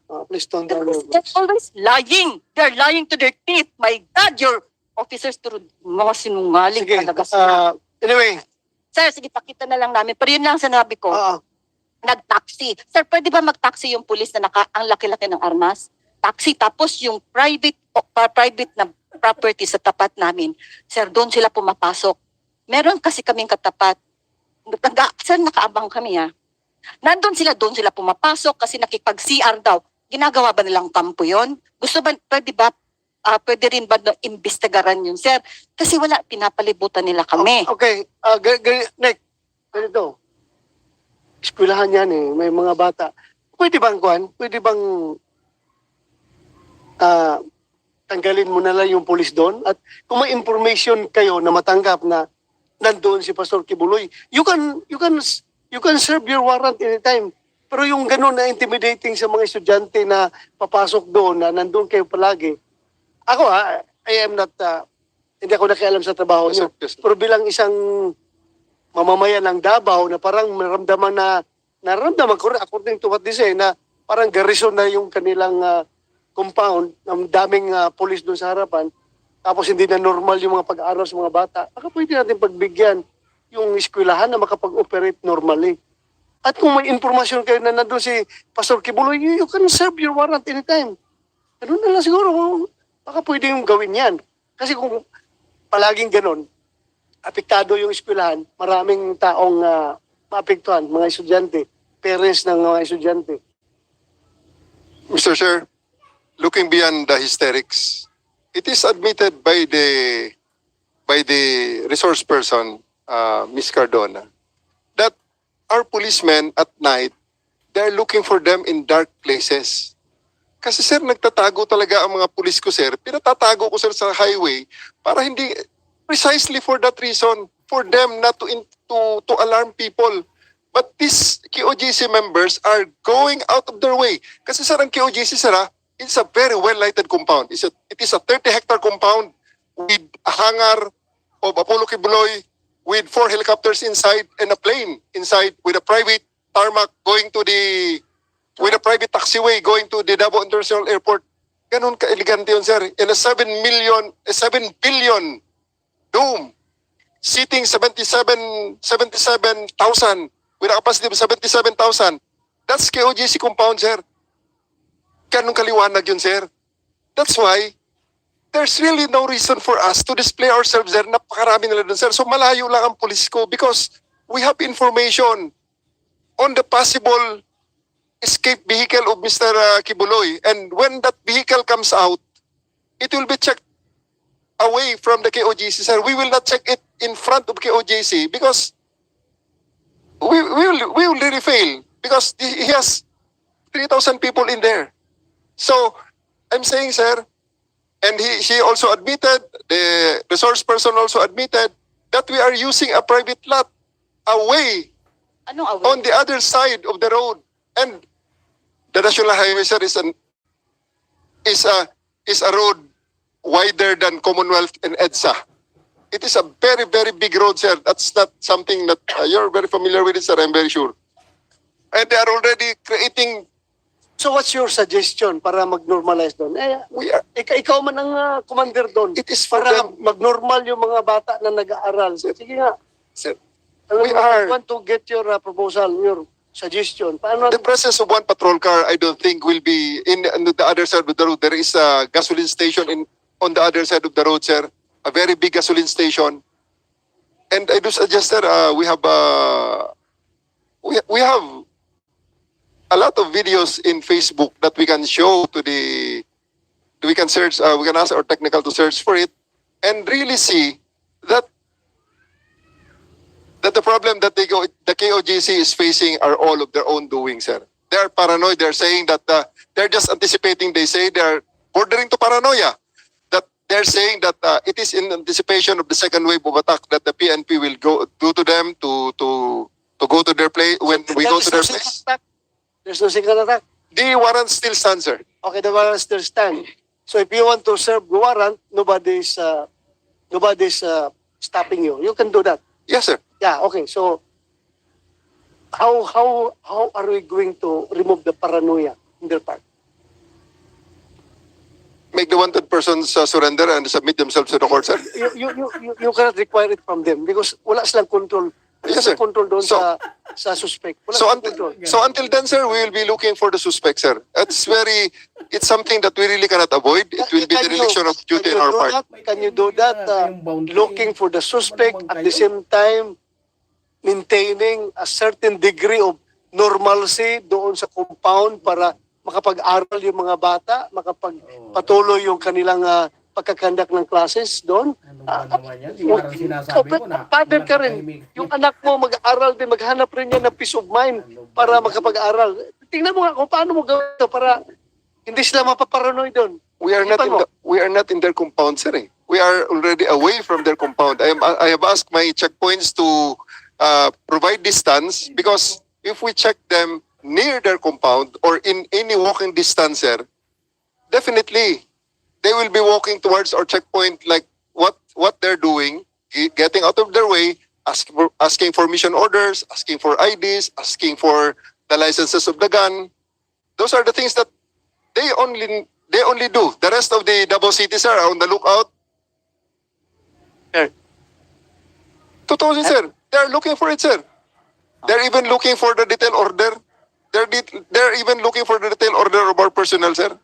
Sir, if I may, sir, actually, parang personal style lang siguro talaga yan ni General Torre. I think he cannot deny that at the time of General Escobar, Fillmore Escobar, the Davao City Regional Office was awarded for being highly improved, Your Honor. Yun ang pinakauna sa lahat ng regional offices po na naka-install ng mga cameras na nakikita lang doon sa Kamkatitipan ay ang Davao City. Ginawa nga yung model yung system ng technology nila. So, makikita po nila kung gusto nila tingnan yung mga kalsada namin doon lang sa sa Kamkatitipan. Pero I don't know why is it that he has made it a policy to really deploy very scary policemen there. Ayan walang tapos ang dami pa, sir, na yung at the time pa na mga yung labasan, mga alas 5 ng hapon, yung mga umuwi yung mga tao sa kanilang mga bahay, nakaka-affect po talaga. At saka, Nick, itong mga pulis natin, advise mo naman sila na huwag magsige cover ng mukha. They don't have to fear sa anything kung wala silang ginagawang illegal. Advise mo kasi, ma-intimidate talaga yung mga bata nag-aaral doon, makakita ka na armado na ganyan na naka-cover. I understand. Itong mga tao na ito, takot rin ito magkakaso. Kaya nga minsan ayaw maglagay ng nameplate dahil takot rin magka-problema. Dahil alam ko, pulis kung kadali lang kasuhan. Pero for us to show that we are friendly to all the people, regardless kung sino sila. They are not Pastor Kibuloy. They are not one of the 5 na hinahanap ninyo. Dapat friendly tayo sa kanila. Yung ganyan na nakakover yung mukha, pwede siguro tanggalin natin yan. Di ba? Para Yes, sir. SWAT yan, sir. dating natin. SWAT yan, sir, na madaling araw yan, sir. Hindi naman yan, sir, para makita ng mga bata. Pag araw, sir, naka-gowas yan, sir, or naka-patrol shirt. Oo, pero yun nga, yung tanggalin lang natin yung ako, siguro maintindihan mo naman ako. Tanggalin natin yan. Mr. Chair, pwede magsingit? Hindi masyado. Sorry po, Mr. Chair. Kasi bawal po magsinungaling dito sa committee. Di pa po ba nag-vote po tayo? Lantara po tayong nagsisinungaling si General Torre po. Sabi po niya, wala pong checkpoint sa harap po ng compound namin. Marami po kaming footage and pictures po. Nag-checkpoint po sa harap ng compound po namin. At sabi po niya po, madaling araw lang po sila nagaganyan. Umaga po, 24 hours, kahit po tutok po ang araw, nagaganyan po. Hindi po magkakakilanlan, matala po ang nakikita po. Sabi po lang, checkpoint po niya, nandun po sa dulo at pinapatatago lang niya yung mga tauhan niya doon kasi nga maliwanag doon. Kami po naglagay ng ilaw, inilawanan po namin po sila kung saan po sila kasi napakadilim at damuhan po sila nagtatago, sir. Kaya kinakabahan po kami, walang nameplate, wala pong plate number ang sasakyan, nakatabon po ang mukha. Paglapitan mo, hindi magsasalita. Sino pong hindi kakabahan yan kung pulis ba yan o hindi? Kung matino kang pulis, wala kang tinatago, sir, you have to present yourself. Hindi po kami takot sa pulis. Kung may mga ibang pulis po, pulis Davao po, kilala namin, nagpapakilala po. Pulis President Sasa, naka-blue lang po sila na polo shirt, yung friendly po lang na uniform. Doon po, kinakausap po kami. Pero ito po sila, sir, para mapipitbing Wala pong lumalabas sa bibig na at kami po, nakikiusap po. Nakikiusap na po Hindi po kami mga garapalan at nambastos po, General Torre. Your Chair. Hindi po kami nambastos. Nakiusap, nagtatanong lang po. Masiguro lang po namin, kayo ba, bakit kayo nagkagayon? Bakit nakapirma tanggalin? Ano ba mga pangalan nyo? Bakit po wala kayong mga nameplate? At bakit po wala mga plate number yung mga sasakyan ninyo? Wala pong sagot. So, kung pagsisinungaling man po, ewan ko na lang po, paano po i-describe po ni General Torre yung sinasabi niya? Anyway, ganito na lang, Nick. We have to find a solution to this situation. Huwag nating pabayaan ito na lumaki ng lumaki. Maliit na bagay na ito. Maliit na bagay ito. Kung tutuusin, nasa diskarte mo yan, nasa the commander on the ground. Tingnan ninyo, yung ganito na may police tayo, at the same time, dapat hindi intimidating. Yun lang. At saka kung tinatanong sila ng mga tao, sumagot. Kung ako ang police, tanungin ako ng mga taga QJC, sino kay sir? Kung anong tanong, ako, madali na sabihin, relax lang kayo. Hindi nyo ko kalaban. Kakampi nyo ko, pulis ako ng Davao. Ito, ang aking patso. 11 RPSB. Pag gano'n ang ginagawa ng mga pulis natin, kakalma yung mga tao doon. Kakalma ang mga tao. Huwag na natin na, alam mo na, mayroon na silang paranoia.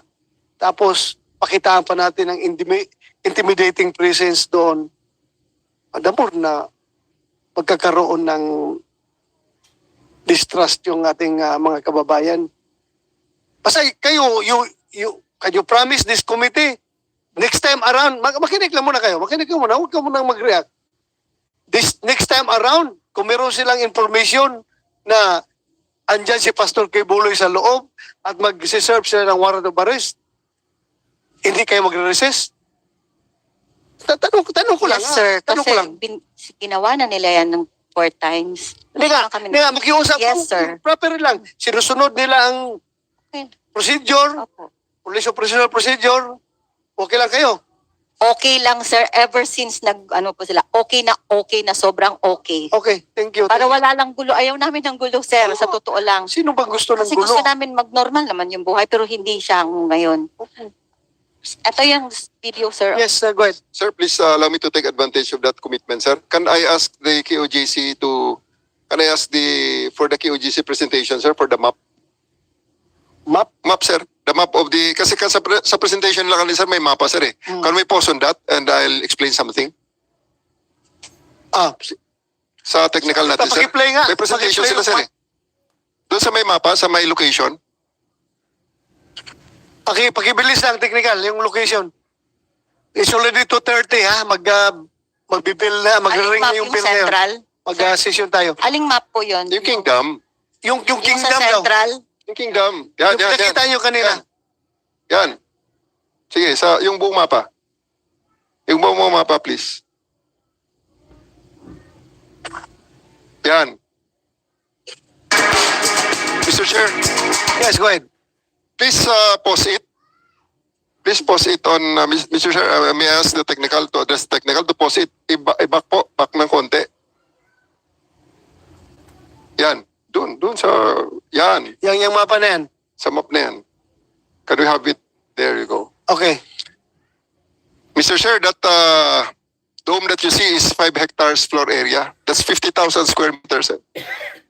Will they allow us to search all of it and the other adjacent 41 other structures inside the compound? Will they help us? Excuse me, Mr. Chair, ginawa na nila yan nung June 10. Kahit wala silang search warrant, kasi tumawag na po si PRRD para lang talaga mapacify yung event doon. We allowed them. We allowed them to go to Bible school. Lahat yun. Mr. Chair. Then, dyan sa Kingdom, sa hangar, pati sa school. Sa school mismo, graduation pa naman yun. Inalaw, may mga body cam sila. Si IDG, dapat ilan lang. Ang dami po nila. Sa hangar pati. So, lahat po yon ng lugar, inalaw po namin sila. Kahit wala po silang search warrant, pinayagan po namin sila kasi ayaw din talaga namin ng gulo. Okay. Libre naman po silang Thank you. pumasok. Mr. Chair. Yes. The June 10, may I ask may we ask the resource person how many policemen they allowed on June 10 and how long did they allow for the search? Because, Mr. Chair, this is a hide and seek on a 30-hectare property with one of the biggest structures, a 5-hectare dome, with 4 elevator shafts, underground tunnels, underground parking, movable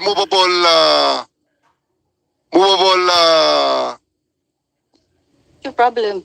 movable roof with underground passageway going to the hangar, with a hangar that can accommodate 4 helicopters, with can accommodate also 2 planes, with a private taxiway to the Davao City International Airport. That's how big it is, Mr. Chair. And I do believe if they will only allow us, I'll bring in maybe 1,500 people to stay there for a month to search for Mr. Kibuloy there if he doesn't want to surrender, because it could be a challenge. We can reverse it, Mr. Chair. We ask 1 policeman or 5 policemen to hide in there, and they look for that policeman in how many hours? How many people do do they need? In a 300,000 square meter property, and including that dome, that is 50,000 square meter floor area. That is 200 meters wide, sir.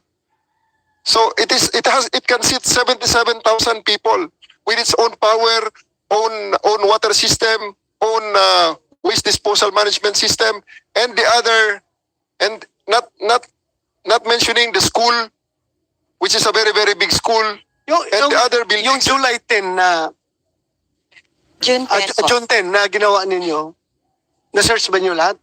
No, sir.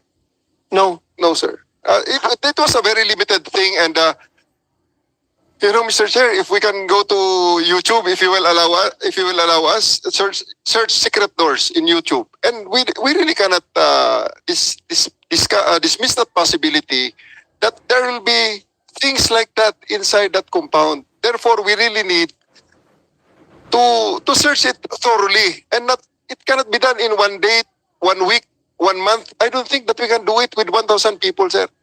We really need more time, and to save us all from all these heartaches, I really would like to suggest again for Mr. Kibuloy to just submit himself to the jurisdiction of the court together with his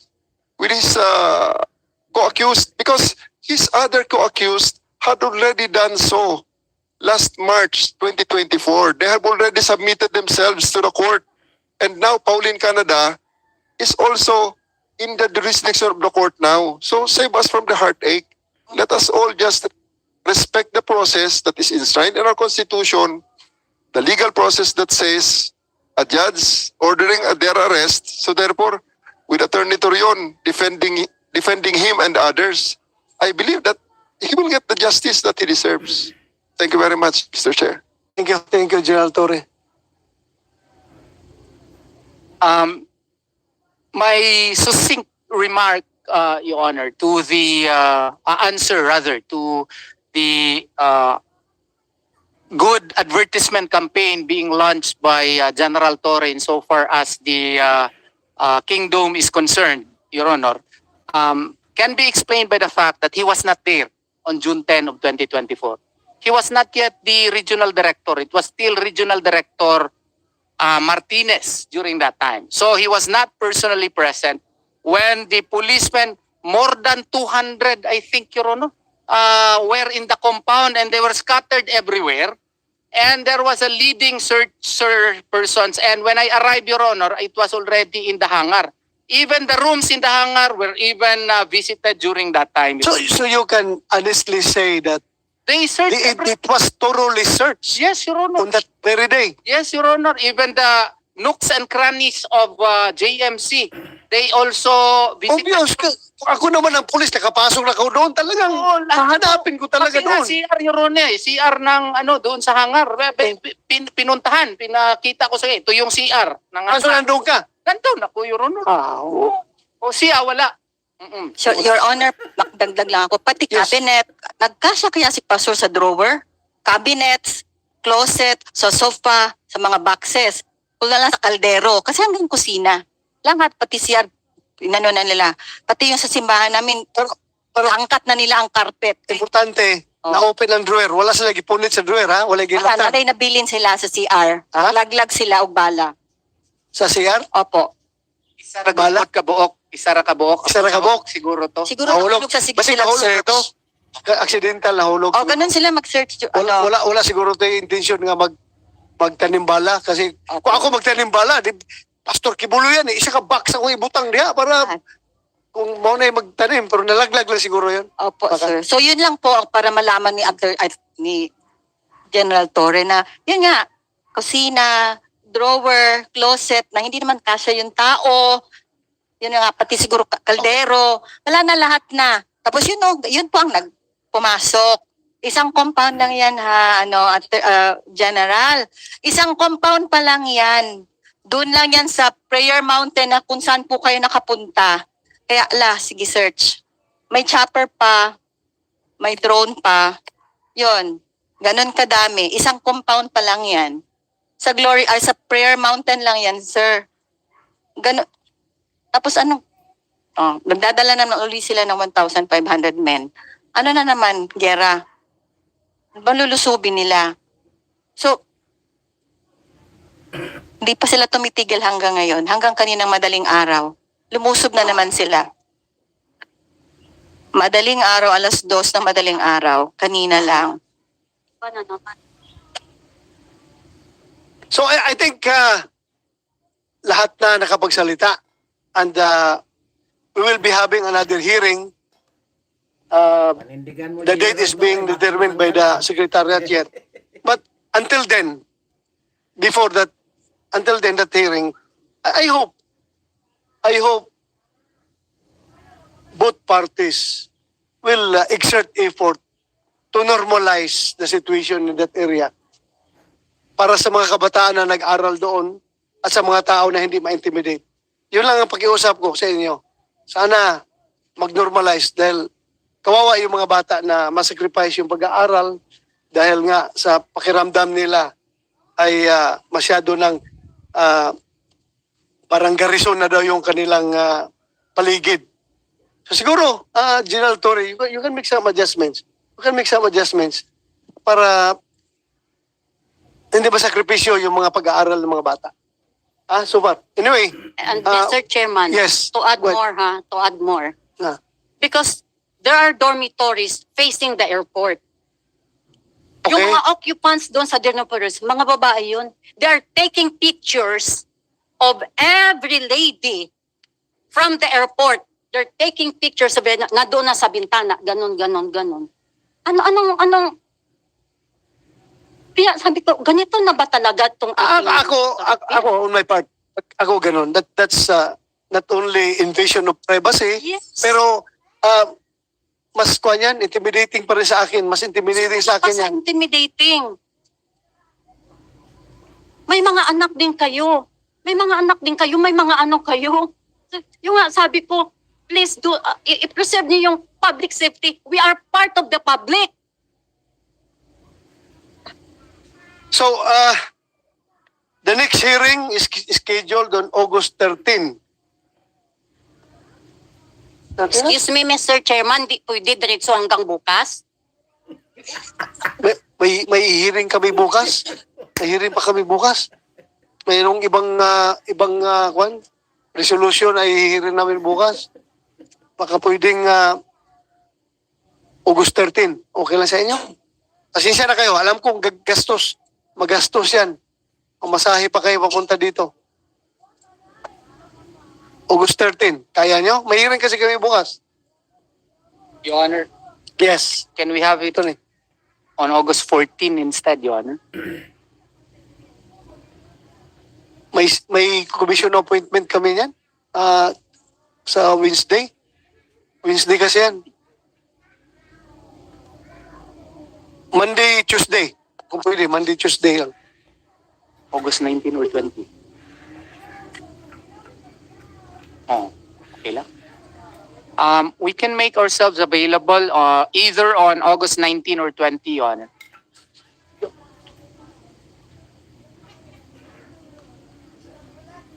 Ulit na ninyo. Nauna nyo mo. August 20. Unahan natin. Ang 20? Ay, maraming salamat sa inyo. Ay, maraming salamat sa dumaan. Kagawad Anthony. So 20, wala na. Tapos na. Hindi gagawin niya nito. 19 na Sabado. Ay, Linggo, di ba? 19.